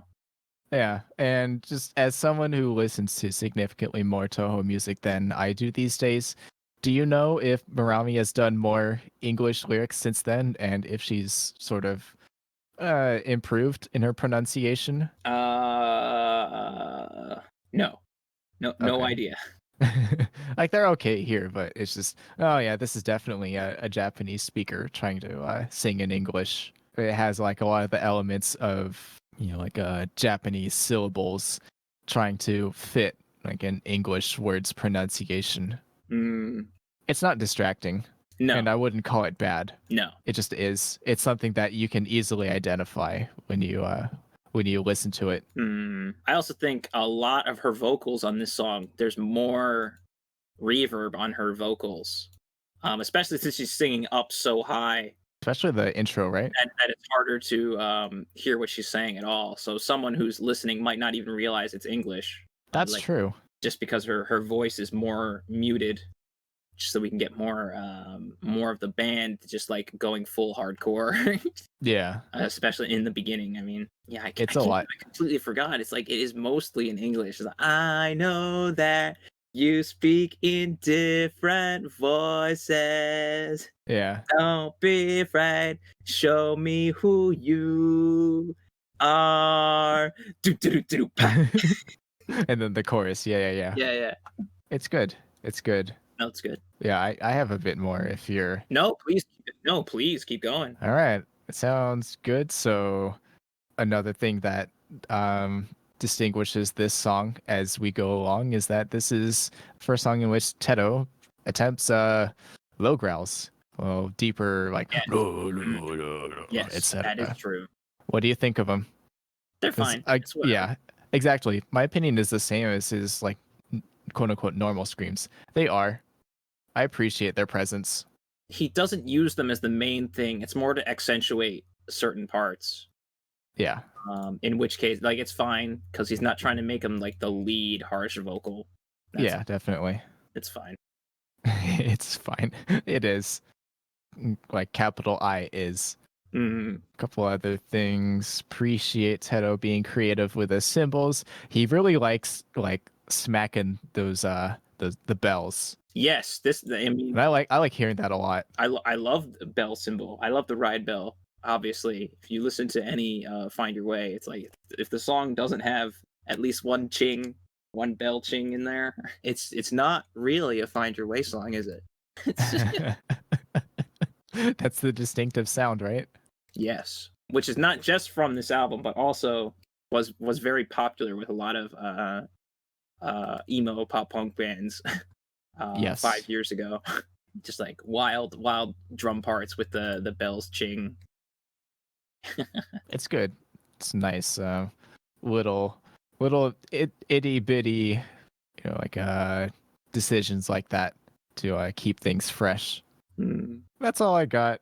I said like, oh, you could really headbang and wave a lighter if you really want to the chorus, and that's why I like it, is because it really like reorients you, when with the chaos of like the rest of the song. Mm. It gives you something to headbang to, Mm. which you get in a couple other songs, but this is the first instance of that sort of like feeling it evokes in me. And good intro makes for a good outro. Yes, yeah, no, I mean, I didn't write about it. Thank you for bringing it up.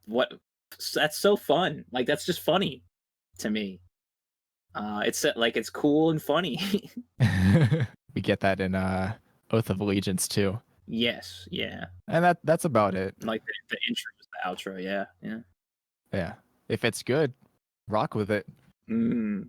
And we'll be rocking right along to song number 5. What do we got? 患う小さな痛みは消えるのだからゆっくりと目を閉じてさあ踊りましょう偽りをまとうマリオネット I'll say it. Dancing with Happiness is Zen is Alice in Wonderland. Fushigi no Kuni no Arisu. Everyone's favorite. Certainly one of my favorites. Yeah, I remember. The very first note I wrote here is I just noticed a vocal click pop in the first 10 seconds. Literally, Marami's voice pops on like I don't want to disguise it, which sucks. Now that I've noticed that, I feel like I'm gonna notice it every time. I wish maybe that they had fixed that, but it's not that big a deal.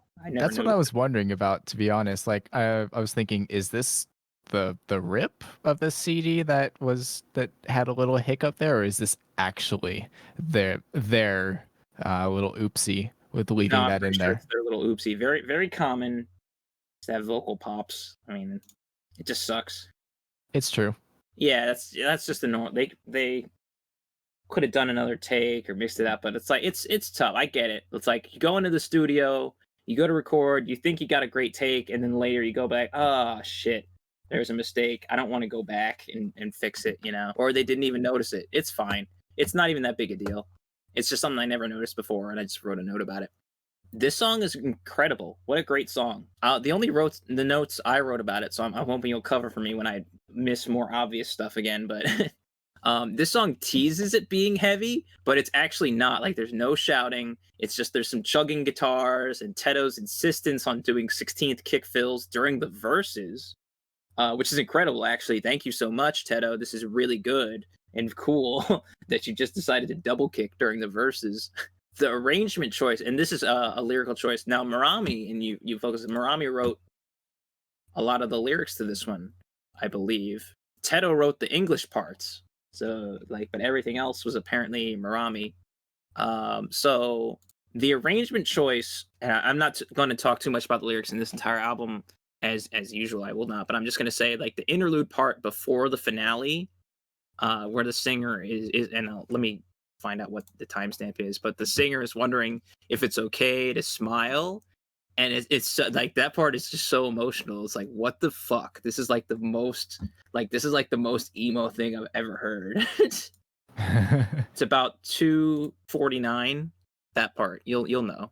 Yeah, I'm in there right now. Yeah, so it's like it comes like right after this melodic dueling guitar part. Like you're listening to dueling, and they're not like straight. It's just like this nice melodic part, and they're just harmonizing. And then the band cuts out, and it's just the one guitar, and the singer's like, "Hey," and Marami's like, "Hey, I'm crying." It's like they're pleading for like anyone and anyone to like give them an answer. And then the band comes in, and then that's the last line, and he said like, it's ne steru, which is like, "Hey, I understand." Like maybe that's someone else responding to the singer. Alternatively, it's the singer telling themselves, "I know that this is useless," which is like a darker interpretation of the lyrics, but also that like that's also emo. Like that's so like this song has multiple interpretations of just that one section, and I'm not like even talking about the lyrics, which of like the verses, which are kind of like, you know, it's just normal normal dribble, I guess. I'm not a huge fan of lyrics that don't do anything. Like they're just moody lyrics. But I think that section during that bridge is like, hey, it's like saying just like, "Hey, I'm crying. Is it okay for me to smile?" And it's like, I know, I get it. It's like, since someone else is saying, "No, I see you. I see you crying. It's okay for you to smile."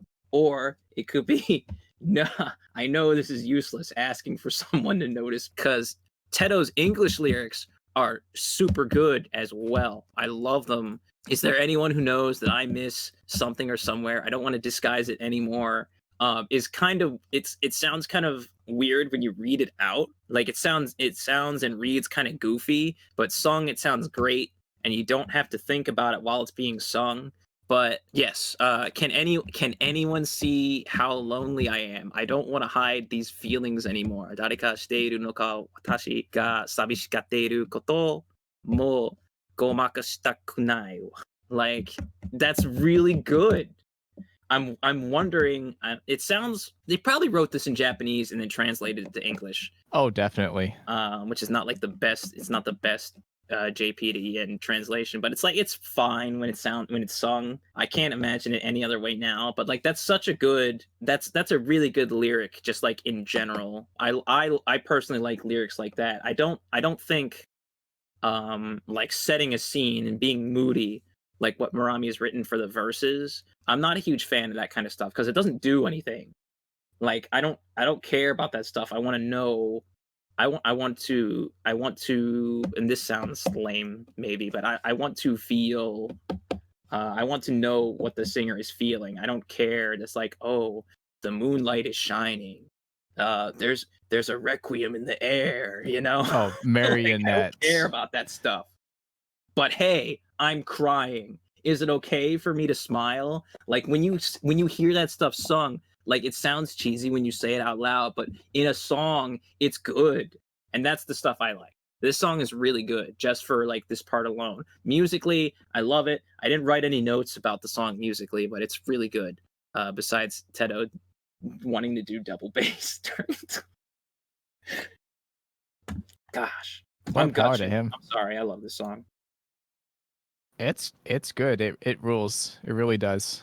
And my thoughts are all frazzled. I love it. What do you got to say? Those are actually my only notes. Like I just wanted to talk about those lyrics and how I'm like these lyrics are really good, even though there's actually not a lot of them. And then I'm like, I'm not crazy about the verses. The verse melodies sound great. Rami's performance great. It's just I'm not a huge fan of what's actually written. You know? Yeah. No, I agree for sure. Now that you've gone more into detail about it, it's sort of written from the perspective of Alice, maybe, but then that final part is something that you can really can resonate with you. Yes, that's exactly it. Like anyone, I feel like most people can understand. Like, hey, I'm really sad and I want to tell someone about it. Like, can anyone help me? You know, like that's like anyone can get that. You know? Yeah, that's emo as hell, and that's Yep. like the pinnacle of what makes emo so good. And it's not like they're complaint. They're not. It's not whining. It's just like I am sad, and I don't know what to do about it. Is it okay? Am I allowed to be happy? You know, like that kind of like that's real shit. And this song was written 10 years ago. Well, these sort of like sentiments are sort of like are timeless, absolutely. I don't have much else to say. Alice's theme rules. We've established that with Very the Kazuya Cell review. catchy melodies.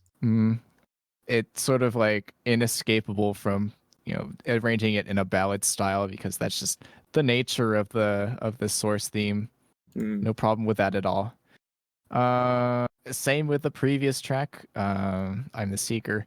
I love the chorus just because it's straightforward and it has that sort of like that driving feel compared to the more restrained nature of like the verses and everything else. And just having a straightforward like 4/4 do. Oh yeah, like do pat do. With the core theme of Alice in Wonderland. Actually, speaking of that beat, and I don't know if that's exactly what you were trying to talk about, but the chorus, once again, I'm just thinking of it because I talked at the very beginning with Vermillion Halo about TOUHOU's drum patterns, and it's like, well, the chorus is doom to pat doom pat, like it's not doom to pat doom to pat doom, it's Oh yeah, it's you're like right. You're right. delayed snare again, like, and it's a pattern because it's doom to pat doom pat doom pat doom pat doom pat doom pat, and like it's not do pat like it's cool. It's just a cool chorus beat because it's not so straightforward, but it's still a pattern. Very cool. Love it. Great song. Love it. GG's. Good shit. Good shit, Teto. Good shit, Murami. Good, handshakes all around. Suzuri, who arranged the song. I know. Handshakes all around. Y'all did good. Yes, that's a good one. I think even people who don't like shouting like harsh vocals like this song. Like it's a good one. Like you can put on that song and it's like this is probably the lightest softest song on the album, and it's like, oh, anyone would like this song melodically, like it's just a good song. It do be good. But enough beating around the bush. Let's talk about unless do you have anything else? I do not. Time for song number 6.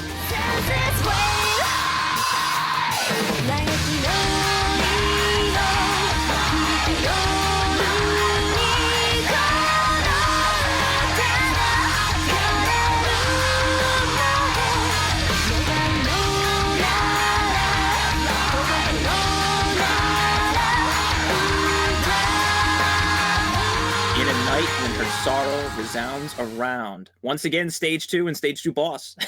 Who would have thunk it? It's Yosuzume no Utagoe, Song of the Night Sparrow, and Mo Tashika Kikoenai, deaf to all but the song. Let's go. Let's go, baby. Stage 2, Mystia's stage and her personal theme. So most of my notes are actually about the key change. So I'm gonna just talk. This is just a short note here. Once again, another great song that goes intro verse, not the chorus. We go have a little piano solo. Actually, then we go back to verse, pre-chorus, a slow chorus, bridge, fast chorus. It's just like Oath of Allegiance, basically. So like that's a Oath of Allegiance, well-structured song. This song, I think this might be my favorite song on the album. It is. Mine too. It's just a great song. It's very complex and compressed. Not like production wise, I mean compressed. There's a lot of moving parts to this song, and it's made in such a way that it doesn't seem that way, but there's just a lot to this song, and it all comes together into like more than the sum of its parts, and it already had a lot of parts, you know what I mean? So it's just like, wow. Great song. So we all know about the key change, right? So it's the part that they build up to it, and then at about 2:40. Oh yeah, that part. Mm-hmm.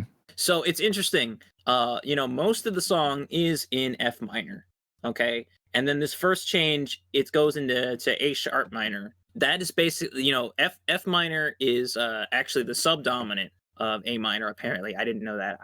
I looked up a lot of stuff when writing these notes. So they're next to each other on the circle of fifths, so they actually share most of their notes. So it's actually it feels weird because the root has changed, but it's still using most of the same notes for this part, and it's just like, okay, well, that's fine. Like you're still playing the same notes as before. Like the first, I'm gonna open up the tab so that I know what I'm talking about again. Hold up. In that section, the root becomes A sharp, like it is the A sharp like power chord. That's kind of where we're going. And then at 308, we're still playing the same notes as we were in the F minor and the A sharp minor that we were just in. But actually, the third note of that progression is what, G, which wasn't in A sharp minor. So we've actually changed keys for a second time. I think it's down 2 steps into G minor. I took one music theory class and it all slips away from me. Yeah, like F and A sharp are right next to each other, but A sharp is like above F, but then it goes down actually like 2 or 3 steps on the circle of fifths down to G minor. So that's why that third note at 310, it's really weird actually, because the progression is D sharp F G, and the vocals are actually what's letting you know you're in a different key. You're technically still sharing notes between F minor and G minor in this progression, the D sharp F G chord progression. So it's building up to like the last chorus, which is back in F minor. Like you're going back up the 2 steps on the circle of fifths to the F minor. And I know I just said a bunch of babbling bullshit, but it's actually really good. Like these key changes are really good. DJ, do you have your circle of fifths table up right now? No, I have nothing with me. Oh, well, let me. I will just share with you my a picture of the circle of fifths. Right. Just imagine that one scene of like Patrick with drooling and his brain is fizzling out like sparks are flying. That's me. Yes. So you're looking at the green, and I guess I'll put this in the video too. Maybe. Yeah. Oh, yeah. We're looking at the green F minor, the small F. That's most of the song. Then at 240, we go up to the B flat. That's the A sharp. So that's 1 step upwards or to the right on the circle. But then at 308, we actually go down to the small G. So we go left like 2 steps, 3 steps over to that little G. And then we go back up to the F for the final chorus, like for the finale. And it's just like, okay. So we're technically not moving around too much. The whole circle of fifths thing is that keys next to each other on the circle of fifths share almost all of their notes. They're only 1 note apart.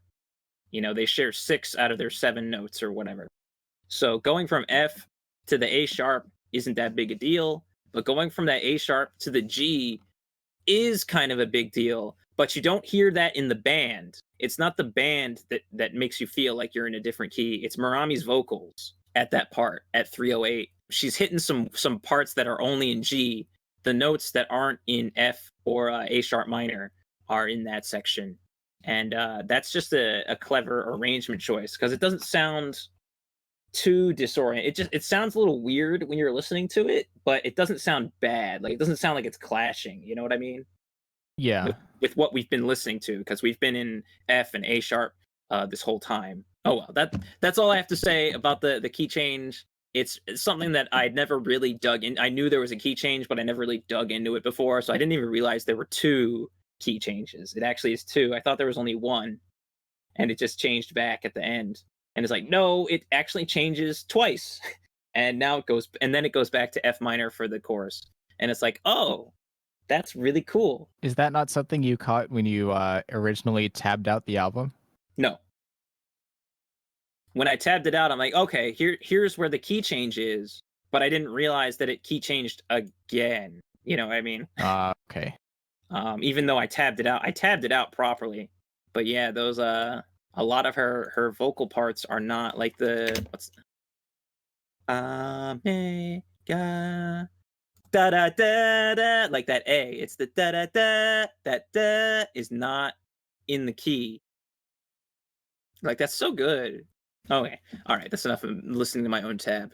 My last note of the song is that like Marami's final line, she's singing Zuto, forever. Which I guess I should look up what the prior line is. Please don't let my wishes, my song fade away. Please let me stay beside you forever. And so she's singing forever, singing Zuto at like the highest note, like at the peak of her range. It's almost a falsetto. That's a G sharp 6, extremely high. She does, DJ, you asked this, what note she peaked at the beginning of I'm the Seeker, which she is falsetto at the beginning of that song. She does also peak at the same G6, G sharp 6, excuse me. That's 16 on your standard tuned highest E string fretboard. Like that note, she's singing that note. But in a night, she is holding this note for at least 4 measures. That is incredible. It's a long time to hold an extremely high note. And then she's singing forever, and Teto is screaming in the background. He's screaming for you, for you. He's screaming really like he's like it's so emo. It's so good. What a finale! And also, you've got the double kick blasts. Like, what an incredible song! What an incredible finale! It's so powerful, dude. Yes, that's exactly the word I would use. It's a powerful outro. But that's the only note I wrote about it. There's once again, the same stuff we've been talking about. Lots of cool arrangement choices, cool drum parts. There's more cool English lyrics. Oh, it's quite good. The whole band worked together to write this song, as Marami said, so that it might touch your heart. Well, I got some news for her. It sure did. It worked. You did it.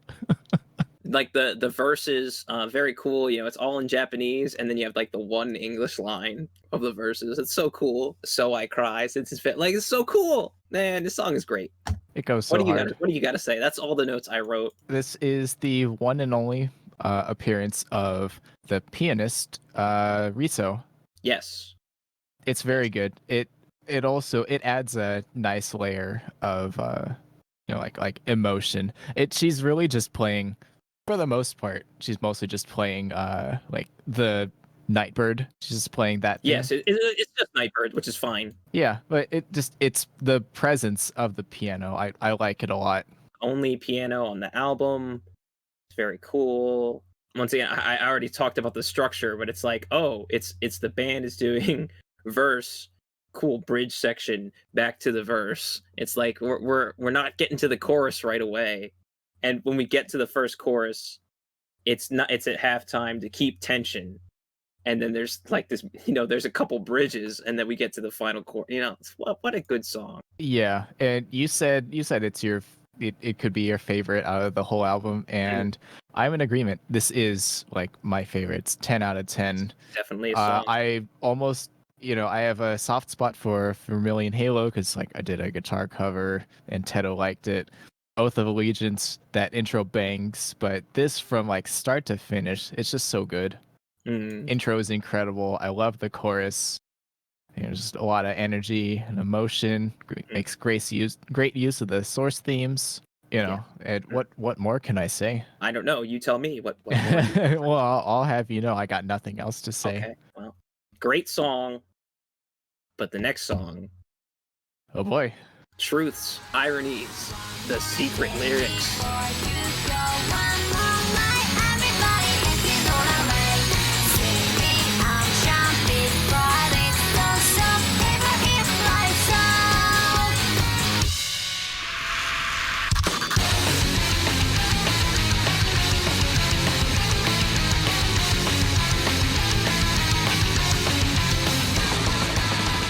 It's our old friend you and Owen. You know it. We know it. So this song is great. It's hard as hell, and I mean that in a sense that like the song is heavy as hell, but the lyrics are just complete garbage, and that's why this song is good. This song is incredible. Like the meme about saying like, oh, I feel personally attacked, or I'm in this image and I don't like it. The second part or I don't know, what do you call it? Not paragraph, but like the way it's segmented in the lyric, that like in the book, it's me. Like, if you feel sick of this song, it's far better to skip right now. I'm sure that that next one's not too loud like this one, so don't worry. That's me. Teddo's calling me out. It's like, yeah, it's like, I put in my notes before I read the lyrics that I'd probably skip this one if I were to, like, if I was listening to the album front to back. And he said, for real? Damn. I'm for real. I like it. I just don't want to listen to it. Oh, I love this song. I appreciate it for what it is. It's self-aware and self-deprecating at the same time. It's like, it's actually a funny song. Like, it's a good funny song. Like, it's in an album that is mostly completely serious as far as musical content. So I think it's nice to have a break with like these funny lyrics and these wacky breakdowns. So I love this song, especially as part of the album.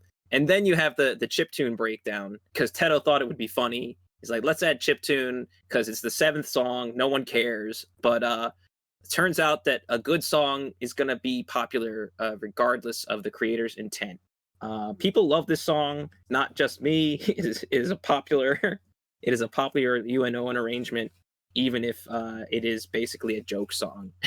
It's kind of one of those like themes that you kind of, it lends itself well to making a joke song out of it. That's true. In fact, I'm getting a little ahead of myself here, but the joke track of this album is also UNO. And let's see. So my other note is that Teto went ahead and re-recorded this song in 2013. This is one of Teto's arrangements. So he did re-record this song for the last Foreground Eclipse album. And I mean, the newer version, I don't particularly think it's worse or anything. I just prefer the mix of this original version. It fits in this album the way it sounds. I just like the original version better. The only thing I actually specifically do like about the newer version is that the shouting is like clearer. It's more clean, I guess. It's more crisp. His screaming at this point in 2013 or 2012, 2013 when he's making this. And so you could hear that he's actually like shouting specific phrases, or he's shouting lyrics in the actual break before the song comes back in. I guess in the original version, this would be at about 2 minutes when the song pauses before it goes back into the main riff again. And in the newer version, it's like you could just hear that he's actually shouting words instead of just randomly shouting. Like, it's just going, you know, like, but no, I like this song a lot. It's fun. I just think it's cool to be, it's funny. I guess that someone who's self-aware and self-deprecating in the lyrics. You know, it's, yeah. I wrote this song in a hurry, and I know the lyrics are funny. That's literally the lyrics to this song. It rules. And also, like, UNO, it's hard to arrange. I mean, it's true. You know, Teto wrote, you know, this song is a cover of the famous Is She UNO? And I was strongly impressed when I listened to the covers by. But it's hard to rearrange because its melody is so complex. Like, those are the lyrics to the song. Like, Yeah. the lyrics. Like, there's like the song's lyrics are very hard on the sleeve lyrics. One more day before you go, one more night, everybody dance it away. They recorded this song. The song was finished the day before it needed to be finished. Oh, word? Did Teto say that in his blog? What's that? Did Teto say that in his blog? It's in the liner notes. They were Oh, recording on their this website? song up until the deadline. Is it on their website? I'm only looking at their the jacket scans. It is on the liner notes that I translated. Oh, I see it. So if you scroll down to Truth, Ironies, The Secret Lyrics, and Teto's, Marami's, no, maybe I'm wrong. It was the Omake track that they were doing the day before. But, so excuse me, that's completely wrong. Just forget that. That's bullshit that they were recording the song up to the deadline. But that's what it feels like anyway. It's like, the chorus is like, the one more day before you go, one more night, everybody dance it away. Like, that's just bullshit lyrics. It's like, we're filling space. Who cares? Yeah. You mentioned at the beginning of this podcast episode that like you can appreciate a band more when you know they don't take themselves like too seriously with the like say the inclusion of the bonus track, and even more so with a track like this. So it rules. It rules. I appreciate its presence. And I actually do like the riffs and like the funny, like the call and response parts of the breakdown at 57 seconds. If you skip down to that second, like the tempo's slowing down, but actually it's like a breakdown with like a call and response breakdown. Yeah, it's so good. Song rules. I don't have anything really to say after that. I did hit upon like earlier that you can tell that an album is a product of its time. And with like hardcore, post-hardcore, whatever you'd call it, there was this trend, like attack with like stickly, that one like break where they go into electronic. Stickly basically transformed the genre. You're right. That is true. So like, what would you call, what's the word for like a single event like changes everything? Watershed? No. That is a watershed, an event or period marking a turning point in a course of action or state of affairs. So marking a turning point. Well, it's not perfect, but it's as close as I can think of. Genesis. Genesis, there we go. But yeah, that's definitely drawing from that. Not exactly, but definitely drawing from that. There are lots of other Touhou songs from that time period that did straight up do the stickly thing. Very, very fun stuff. Oh yeah, I love that first Attack record. It's funny. It's fun. It's just a fun record. I don't have anything left. That's all. Yeah, that's all I got. Well, I mean, Autotune Marami is pretty funny. Yeah. I'll say that much. Definitely. So, you think about Autotune, and I'm not just saying this to be like mean or anything, but it's technically not Autotune. If it was Autotune, she would still be keeping her voice. Her voice is being vocoded. So it's like a vocoder or auto. What's the word? Shit. What's the word? Vocoding is possibly not the word. No, actually, I think it is. Vocoder. Yeah, so it's not exactly the same. Like I know what you mean, because you're thinking of like the auto tune where you could hear that someone's voice is being roboticized, but actual auto tune is like auto pitching, like pitch correction is not necessarily about roboticizing the voice. It's just getting to the correct pitch, Kind of like rounding up or down. Yes. Yeah. That's not what's happening here? No, because Rami can hit the notes. I know she can, but it's just having that effect in the first place. Yeah, including it anyways. That's a vocoder effect. That's vocoder. I wish I knew a little bit more about it so I'd be able to explain it easier. Because everyone knows what you mean when you say, "Oh, it's auto-tune."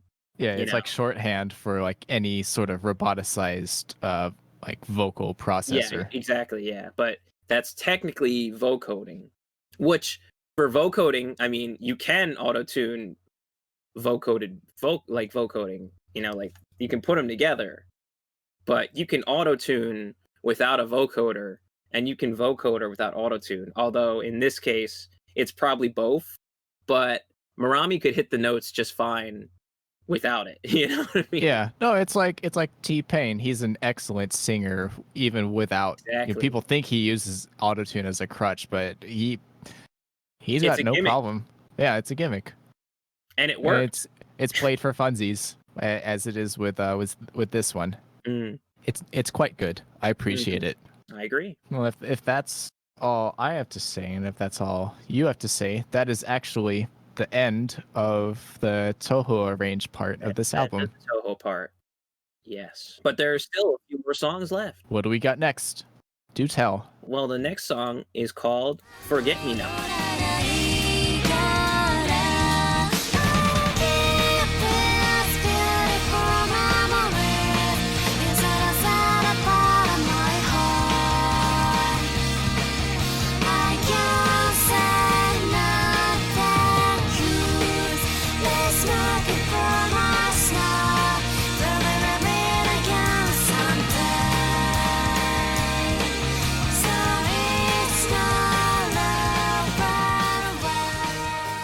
It's an original track by Suzuhori himself. Wow. It's just a it's just a straightforward. It's just a really good, straightforward original song. I mean, there isn't another song on the album like this. So it's another nice breath of fresh air, you know? Yeah. I think I said fresh properly. I'm like, did I say fresh? I'm like, Breath of breath air. fresh of breath air. Yeah. Does this show up on previous demos or? It actually was EPs? on demos 3. How does this sound in comparison? It sounds basically the same. I didn't really notice any differences. If anything, it'll have the same mixing stuff that I was talking about with the I'm the Seeker, like the kick being like fatter and not under control and stuff like that. It's basically the same. There's no real compositional differences either, as far as I'm aware. Although I only listened to it like once. And I'm like, no, this is like the same.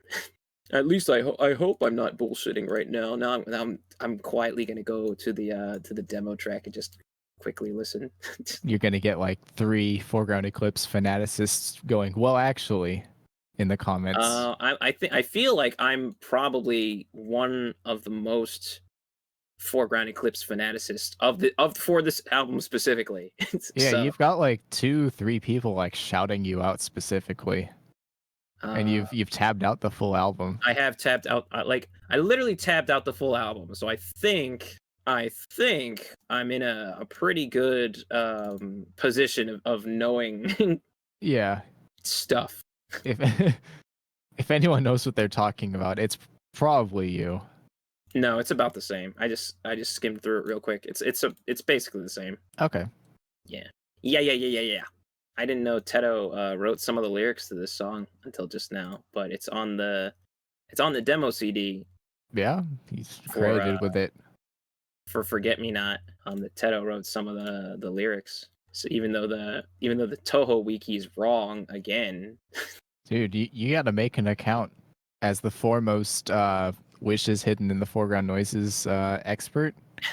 It's you have a moral imperative to right these wrongs. Well, it's on the Chinese wiki, correct? So I actually don't care. The Chinese wiki. Yeah, the Chinese wiki added me. Yes, you and I are both on the Chinese wiki, so that's the real shit right there. Yeah, they are the foremost expert.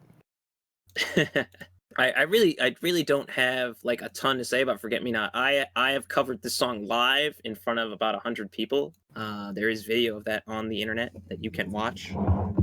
Make sure to link it so people can. I'm not gonna link it, but you can find it if you look for it. Okay, that's if fair. You search. I bet if you search, I'm gonna open up an incognito window right now and just search Foreground Eclipse. Forget All right. Me Not. I did Veto Forget Me Not on Google. I'm literally the third result if you search for Forget Me Not by Foreground Eclipse. Nice. So 2014. Yep. Good year for me writing Touhou songs. Yeah, I'll say. That was our first Untitled 2014. Well, we don't have to talk about us.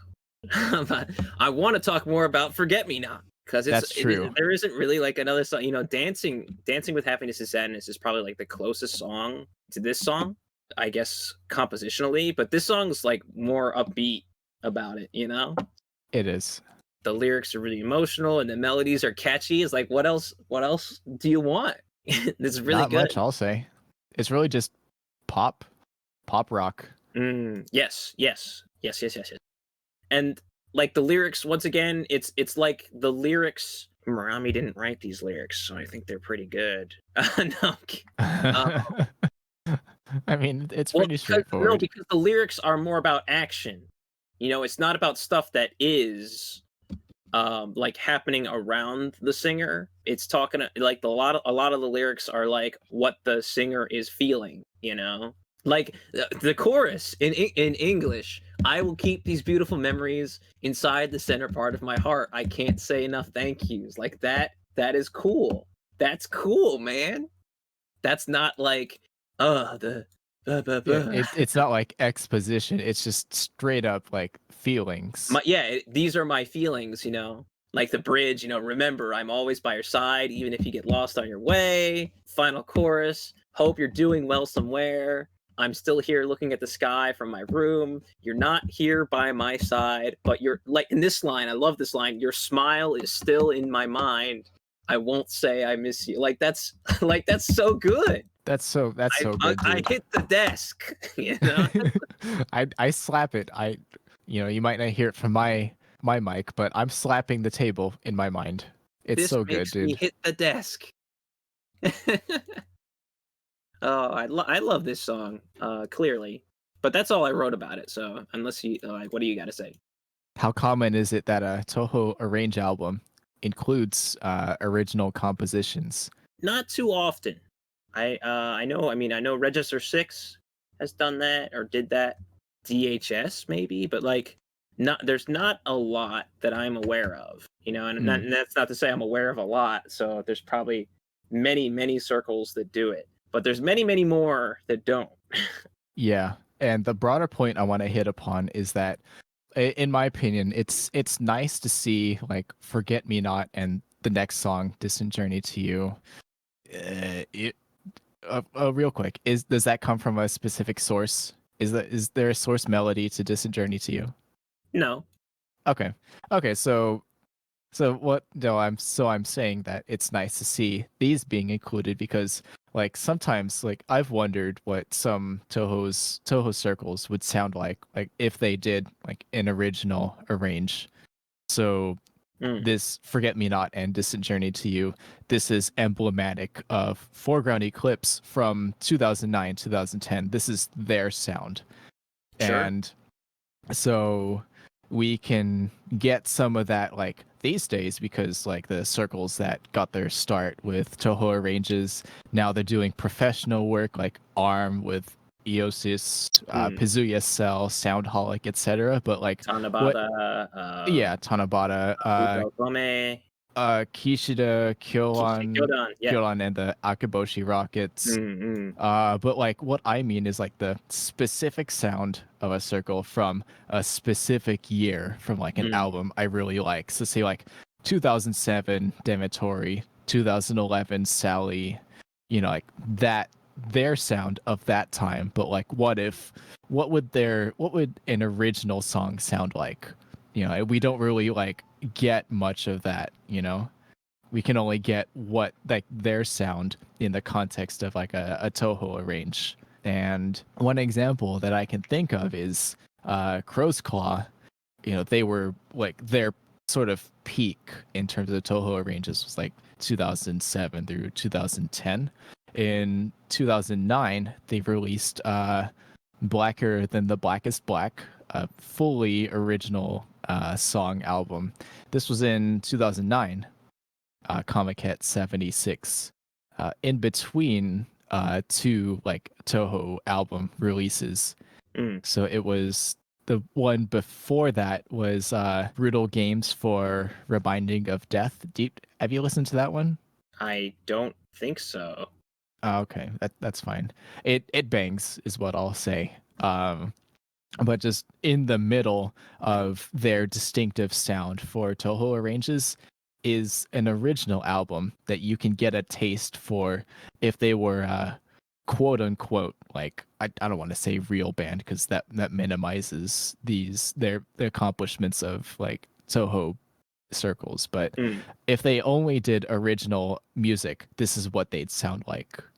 You know, like 2009 Crow's Claw.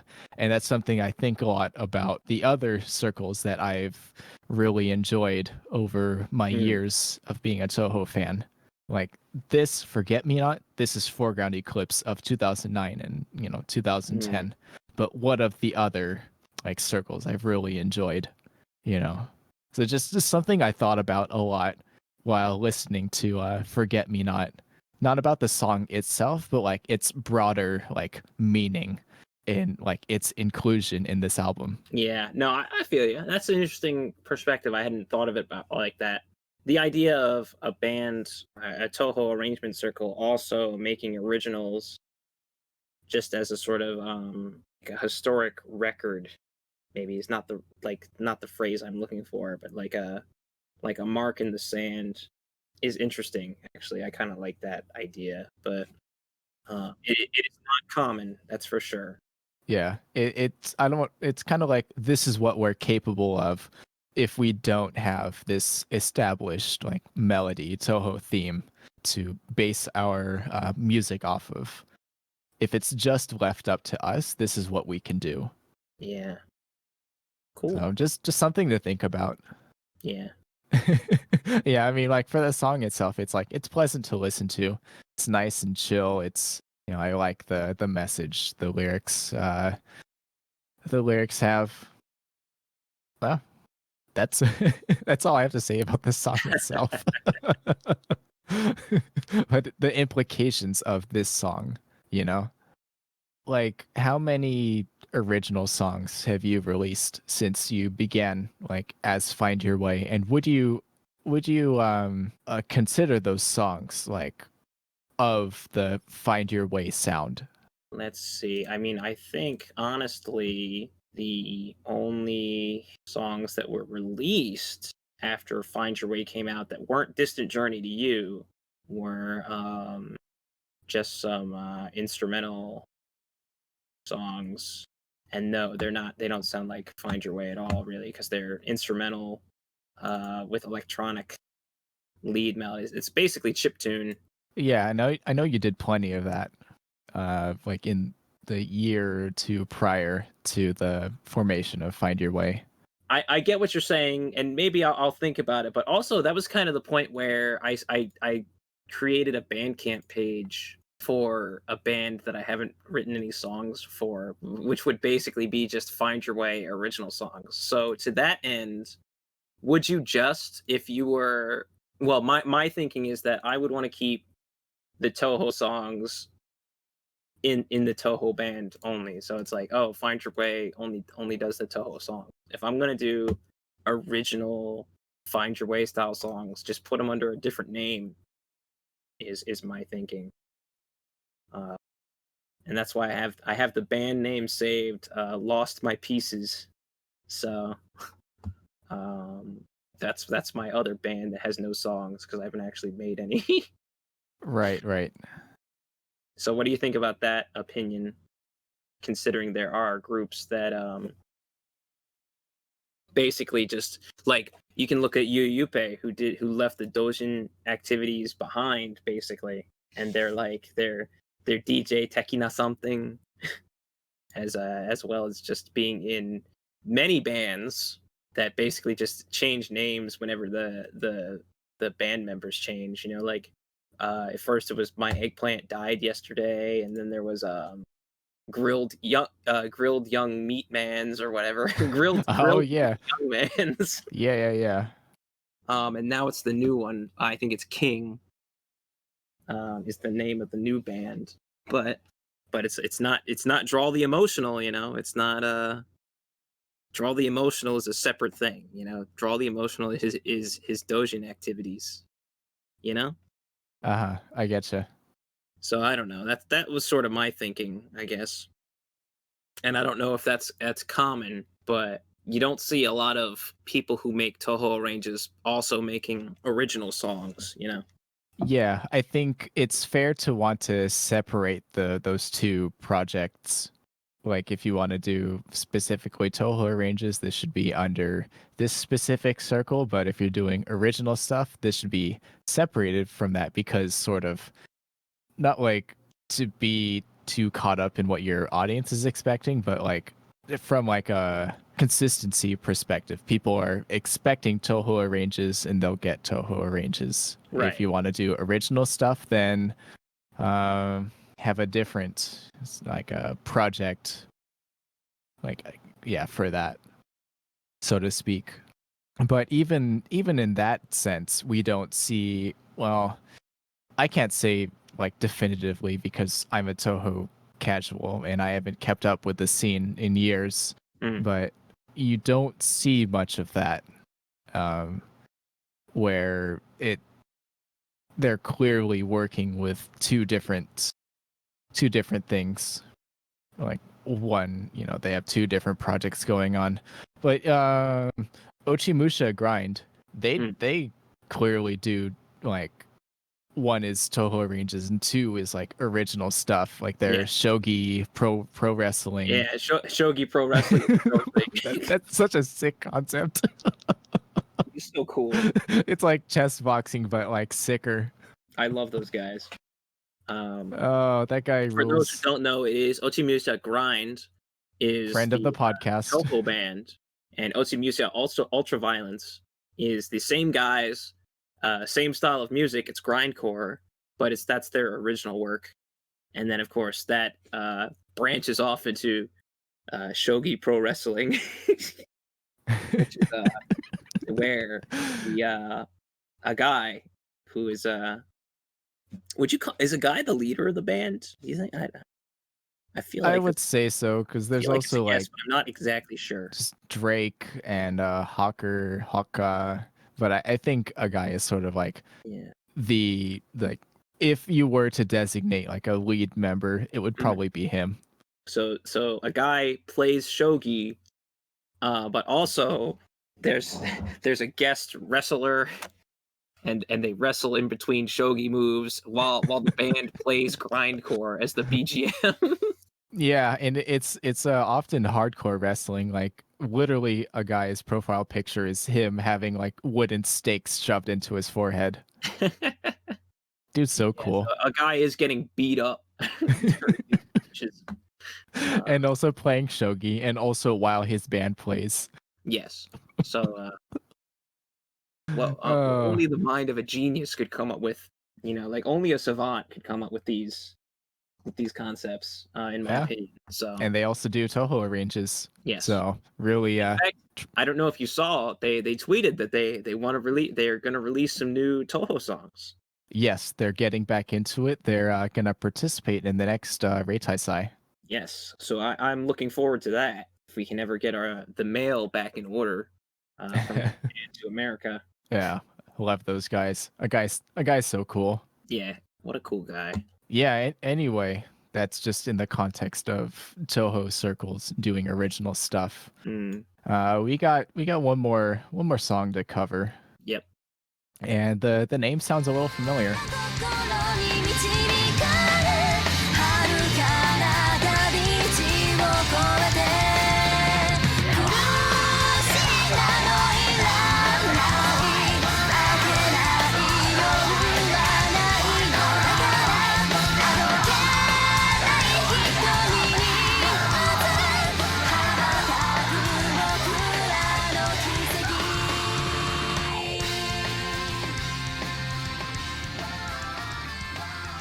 It is the Distant Journey to You, legendary original track from Foreground Eclipse, technically from the mind of Suzori himself, because he wrote the song for Nana Fretto, 7th fret, and they just took it, played it, made it better.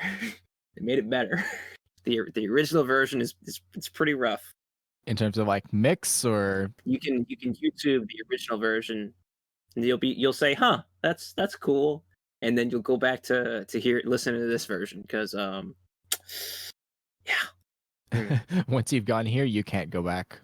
Yeah, I mean, let's audio production aside, and putting aside the audio production is kind of a hard task, because it is a much better. A much better produced version. The lyrics, Murami is much more comfortable, and I think this is self-admittedly, she is much more comfortable singing in Japanese. I'm sure that goes with anyone and their native language. It is probably more comfortable to sing in your native language than a foreign one. I would say so. So the lyrics in the original version for Nana Fretto are all in English. It's all in English, and so the lyrics for this version, for Foreground Eclipse, are in Japanese, and the English lyrics from the original version have been, I guess, transposed is probably not the right word, but Teto screams those now. He is yelling the original English words over Murami singing the Japanese lyrics. The one main difference, and you can listen to the superpower version, because there was no screaming in the original version. Suzori did actually did do a little bit of shredding in the original version on superpower, just a little bit, you know. Nothing like crazy. But what's interesting to me is, and it's not like this is like a mind blowing thing, but Suzori is not dumb with his arrangements. He toned down the guitar solo because Teto is now screaming on top of it. So it's like, well, Teto's voice is more important than your guitar solo. So I'm just gonna tone down what the guitar is playing, you know, to not distract from Teto's screaming, which he actually is, you know, screaming some pretty emo, some pretty good lyrics. You know, we don't need any sadness or hatred. We'll save the future is waiting for us. You know, it's like it's cool. I like it. Yeah, it's a good message. And I guess the last note I wrote is like the bass lines are really cool. I know I mentioned, you know, Vermillion Halo having a very cool bass line, but there's a lot of cool bass parts throughout this whole album. Like Suzori keeps saying it. He was a really cool arrange guy. You know, he was a good songwriter, good instrument, you know, good band arrangement, good musical arranger. As far as like, oh, I can have this instrument play this thing, you know, or I can do this and that, you know, like that's cool. A lot of cool bass lines in this song, but also this song is very fast. It's a very fast song actually. So I don't know if I could play these bass parts. Oh yeah, it is quite fast. Like if you're just playing power chords, which is mostly what the guitar is doing. Like the rhythm guitar and even the lead's doing a lot of octaves. There's not a lot of crazy stuff until you get to like the solo. But like the bass is just like going insane during this song. Well, maybe insane is not the right word, but like I don't know. There's a lot of cool little bass licks in the song, and that's fun. We love it, love it, Love it, love it. But yeah, that's all I wrote about this one. Cool song. I didn't say much else. Just it's fun, energetic, fast. Works great as an album closer. Yes, it does. Yes, it does. Thank you. See, this is why you're here. This is what I'm paid to do. I don't get paid at all. We got the group vocals, the woes. We love them, and that ends the album. Oh gosh, this song is so good. It's a great song. Just a feel good banger. Yeah, you exit the album feeling real satisfied. Just a really enjoyable experience from front to back. I think if we've said that we've all wanted to say about the individual tracks, what do you like as a whole? What do you think about the album? I think you're forgetting. There's a bonus track. Oh, okay, okay. Speak on it.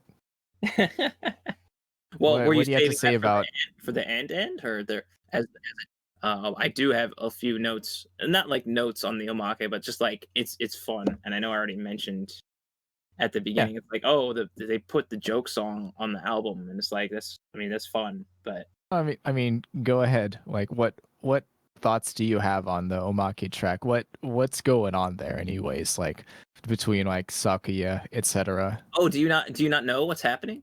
I didn't care. Well, it's just a little bit of fun, you know. Flander wants some tea because she's thirsty. I think it's Flander, and Sakuya says to get it her damn self. It might be Patchouli actually. Maybe it's Patchouli who's saying. But basically, someone is thirsty, and it's like, Sakuya, can you get me some tea? And Sakuya's like, fuck no, get it yourself. But then Vermillion says she wants some tea, and Sakuya's like, with bells on my toes, of course. I've got this ultra special grade tea. And then I really don't now that I think about it, is it Flander or is it Patchouli? I don't know. But they're like, what the fuck? And Sakuya's like, shut the hell up. And Vermillion's like, I have more for you to do. And he's like, hi, Ojo-sama. You know, it's like, so I don't know. I like that. And just as like, just to like, I know the Distant Journey to You is the end of the album, but then you get like this little stinger. And it's just like, But no, I don't know. That's what I think as far as like the Distant Journey to You is like the final song on the album. But it's like it's just so short and it's funny. Circles that I've liked Mm. forever. And obviously you would know significantly more about this. What other circles incorporate bonus tracks? Obviously, Shinagiwa Satellite, RIP. Satellite. Does Kachi Kachi Yama do it? What's that? Does Kachi Kachi Yama do that? So Kachikachiyama does basically they just so far anyway it has always been acoustic versions or like unplugged versions of a song from the previous EP is usually Okay, how but they go. There's not really been like skits in the same vein as Shinigiwa Satellite did. or you find your way. Yes. Well, I do skits because that's what Shinigiwa Satellite did. I Find Your Way is basically Shinigiwa Satellite copy band. Fair. It's a good band to copy off of.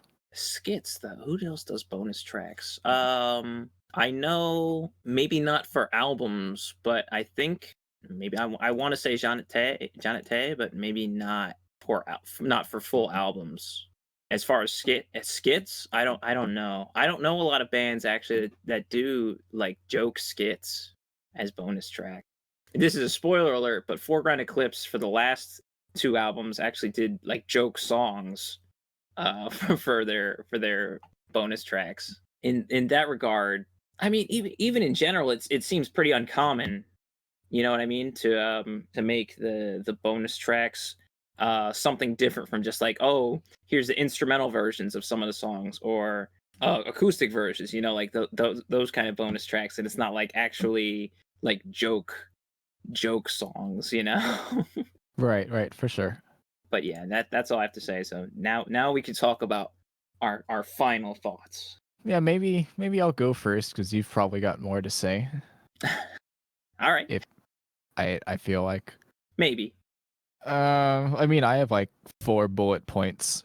So first of all, just as a whole, encompassing, like their serious, like ballad-ish slow moments of like dancing with happiness and sadness, their standard and energetic arranges of like Vermillion Halo, Distant Journey to You, and then like their goofy arranges, Truth Ironies, the secret lyrics, like this sort of the feeling I get is that this is like this like, as a first album, as a first like major release, this is a like a here we are, this is us, this is our sound, here is our first album. Like it's a very not ambitious, but there's a lot of oomph and purpose, and like it feels complete as an album. This encompasses the Foreground Eclipse sound. Mm. There has to be a better synonym. I mean, I see what you're saying, and I guess I agree because this is the sound that would continue on for the next album. You know, like while Suzori was still in the band. So like this is what the band sounded like. Yeah, it's kind of like a redundant sentiment if you like take it at its like face value, but I don't know, there is sort of, to me personally, there's a lot of appeal in this is everything that we're capable of. This is everything that we're about. Mm. Like the culmination of all these like demos, EPs, and everything's produced so well. The mixing's solid, the instrumentation's tight. Obviously, Murami rules. Mm. It's just so well put together, and it's this encapsulation of why Foreground Eclipse is so well regarded. Mm. Despite like their short-ish run, they stopped like 8 years ago. Mm. There's a lot of beauty in that. It is what I'm feeling. I really don't think that this could be a larger topic, but I don't think there'll ever be a circle like Foreground Eclipse with sort of the impact and the appeal that they've had, that the impact they've made on Touhou, this sort of like the rock genre, like post-hardcore, emo, etc. I agree. There are a lot of people who, or a lot of groups that are like or a lot of people who yearn for Foreground Eclipse, and they take what they can get. There are a lot of circles that are like, oh yeah, Foreground Eclipse, we love those, we love Foreground Eclipse. But there's no one that even comes close, in my opinion, to what Foreground Eclipse did in the 4 years, like, Yeah, and especially with this album. yeah, no one. Gosh, I don't want to break into my notes if you still got more, but I'll come No, back. that's all I have for me. Oh, I okay. So if it's it's if it's good to segue into what you have to say, no, then that's perfectly fine, because like it, for me, this is, in my opinion, this is Foreground Eclipse's actually best album. And you hate to hear someone say, oh, their first album was their best album, but it's like this. When I say that, I mean this is like their best overall work. Like the level of consistency between not just the quality of the songs, but the production throughout the album, it's extremely high. And then there's so much variety in this one album, and it's not just because of TOUHOU's hardcore songs. It's there's the comedy, and then Suzori wrote some softer songs, and then you got like there's a whole spectrum of melodic content on this record. And then the performances are all like top tier performances, like there's very little about this record that you feel like you can change and it would make the record better. Like it's an almost perfect album. It's not too long. It's about 30 minutes long. It's not too heavy, but it never goes too light. Like that, and it's got a ton of just like little catchy bits that'll grab your attention and be like, wow, that's cool, and it makes you want to come back and listen to it again. Like the band would go on to release plenty of other amazing songs. Like there's tons of incredible songs that they made. But this record is so consistent in quality as far as the songwriting goes, and of course the production, the performances, all that stuff I just talked about. It's just so consistently high that this really elevates this album in my mind. Even now, it still feels just as unique and fresh as it did. Well, I first listened to it like 7-8 years ago, but it came out almost 11 years ago at this point. And it still feels just as unique and fresh as it did all those years ago. People are still trying to chase that, and this is in air quotes, the TOUHOU screamo sound, without even knowing. I don't know. It feels like they don't know. They haven't. What am I trying to say here? It feels to me like a lot of TOUHOU hardcore and like the TOUHOU metalcore stuff. It's like, wow, we just got to have the breakdowns and stuff. And it's like, this album isn't all breakdowns. There's only like 3 breakdowns in this entire album. Yeah. It's just there's some really there's a variety of songs on this album. And it's like that is Foreground Eclipse on this album. You try to chase that TOUHOU screamo sound without realizing you can't have it up at 11 all the time. You gotta have the slower song. And then I put in parentheses that this is something that TOUHOU would not be able to quite balance properly when he became the solo arranger after Suzori left.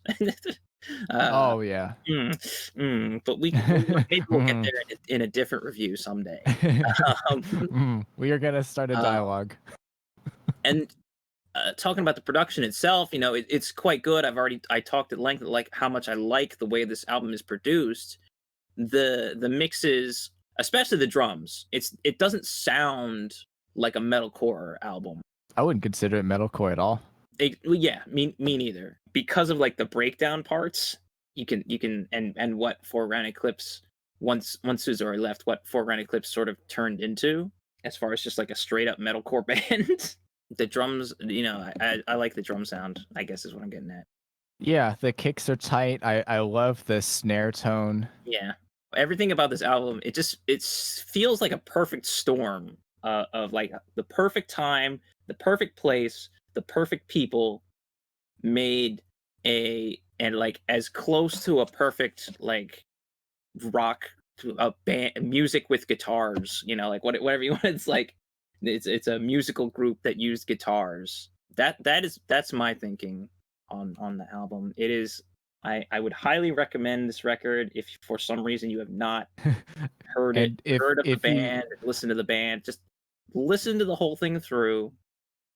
It's fine if you don't like the harsh vocals, because they're not like in your face harsh vocals. Like I said, Marami's vocals are the ones that cut through the mix, but Teto sort of kept his vocals sort of like a fog, like in the back, kind of like their presence is there, but they're not in your face. So like Marami's vocals bonk you on the head, like you're getting bonked on the head by Marami's vocals.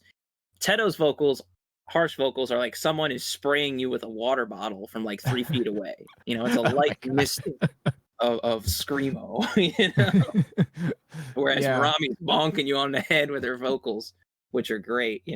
That's maybe not the most apt metaphor, but But it paints a good picture. gosh, I love this album. What an incredible record. There's no other album like this one. I would hold this up with any like professional masterclass albums. Like, okay, no, this is just like a good this is a good collection of songs, Yeah, I think if someone were into this genre but had no idea like what TOUHOU is, you could easily recommend this to them.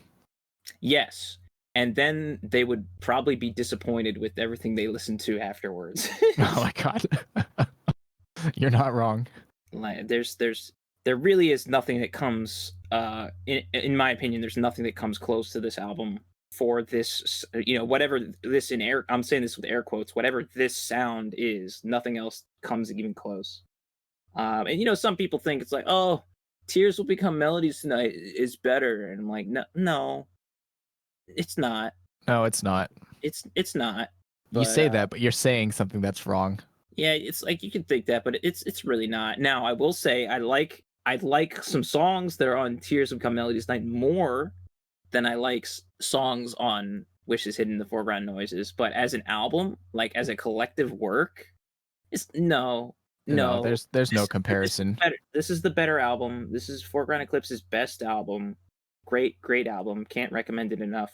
If we were going to, I'm gonna make a tier list, and we'll update it as we review more albums. It's like a tier list of the albums that you need to listen to, like like from like the triple S master tier rank down to like it's fine or oh man or whatever. And this is like at the top with what's that one album we reviewed? Which circle? It was Farewell Wonderland. I'd put it up with Farewell. Sora you Kansoku? Yeah, dude, that album's so sick. No, I think that's another master class, master work, Yeah, it really is like the pinnacle of what you can do with TOUHOU in what you'd consider to be that genre. Mm-hmm. Yeah. Crazy. But yeah, no, that's like if we were gonna make a tier list, I'd put it up there with Farewell Wonderland. I didn't realize you held it in such high regard. No, I have not listened to it since that review, but I was when listening to it for the review, I'm like, no, this is really good. This is a really good album. I think I'll listen to it again after this after we're done recording here. No, so not to say it's and I don't think Wishes Hidden in the Foreground Noises is a perfect album, but it's as close as you're gonna get to a perfect album, I think. Yeah. I don't even know what constitutes a perfect album in the first place, or if that even exists among like TOUHOU arrange albums. Yeah, I guess it's hard to say. I guess when I say perfect, or as close to perfect as you can get, my definition of that is like all of the songs are really good.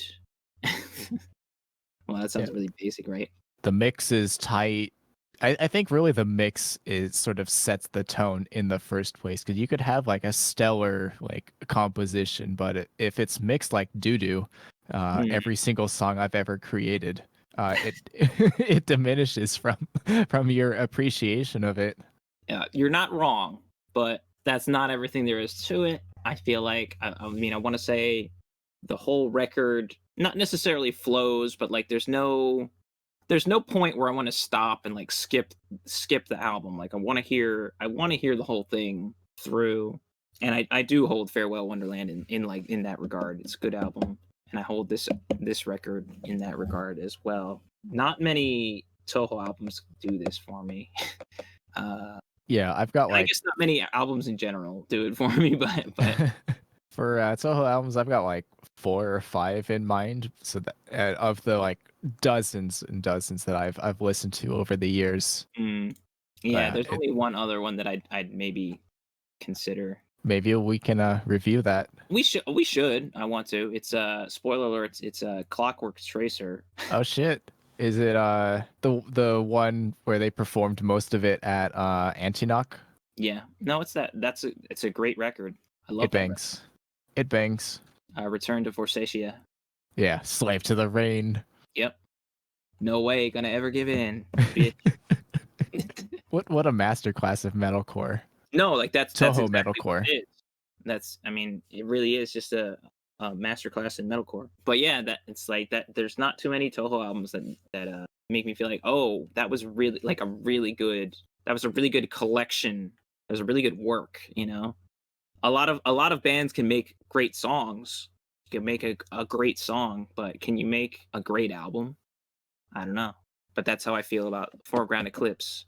Wishes hidden in the foreground noises. Released in 2010. Still Released in 2010. Thank you for waiting almost an entire year to hear our dumb babbling for like 3 hours. Yeah, dude, we started at like 5:10, 5:15 or whatever. It did actually start like 3.5 hours ago. That really just goes to show how much like we appreciate it, the song or the album itself, and also its significance in like Touhou, like Dojin scene as a whole. Yeah. It makes me wonder how significant this album actually is, because it's hard to talk about this stuff. I guess like with the internet, you can meet a lot of people who have listened to like the same stuff you have, and maybe like talk about it that way. But like among that, it still feels like, well, how many other people think this about this record? Like, am I the only one? I'm like, no way. This album's way too good. Like, people have to know about this album. If you don't know about it, you're hearing about it now. Like, listen to this album. I feel like we're just rambling at this point, but just nonstop gushing. Yeah, I mean that's what this review is. It's a review / discussion / gush fest. We're gushers. Fruit juicy on the center. Yeah, if there's an album we like, we will say how much we like it. Thank you for listening to our podcast. Yeah, Jesus, if you've made it this far, then kudos to you. We appreciate your listenership very, very much. Yes, honestly, truly, thank you for. We haven't gotten a ton of comments over the last year, basically, where we were inactive, but thank you to those. Like, there are people who wanted to listen to more podcasts, listen to more discussions. Thank you. That's very encouraging. I do want to do more podcasts, and I think you feel the same, DJ. So we're gonna try and make this monthly. So yeah, once a month, released at the end of the month. Just a new podcast every month will hopefully, that I think that will work for our schedules. Before, now we're really getting off tangent now. Before we were just sort of like, all right, we'll just make one every like 2 weeks or so, and then release it on like. Yeah. And then there was the pandemic, and we're just like, fuck. We can't. Yeah, everything just like fucking sucked, and I just didn't feel like doing anything. Yeah. I did really want to do this for the 10th anniversary. I'm glad we did get to it. Speaking of which, the 10th anniversary of Tears Will Become Melodies Tonight actually just passed this last December. So happy 10th anniversary, happy 10th birthday to Tears Will Become Melodies Tonight. Maybe we'll do that in the future. Do you want to do that next, or we'll save that for later? We can save that for later. We'll mix things up like we have done so far. Thank you so much for listening, podcast. I am Veto. I'm DJ. We are two dopes. This is 2d Dojin Ongaku, two dopes Dojin music. Signing off. We never did it like that before. It's like we just said thanks. Yeah, honestly, it's been so long that I don't even remember how we close things out, or if we close things out at all.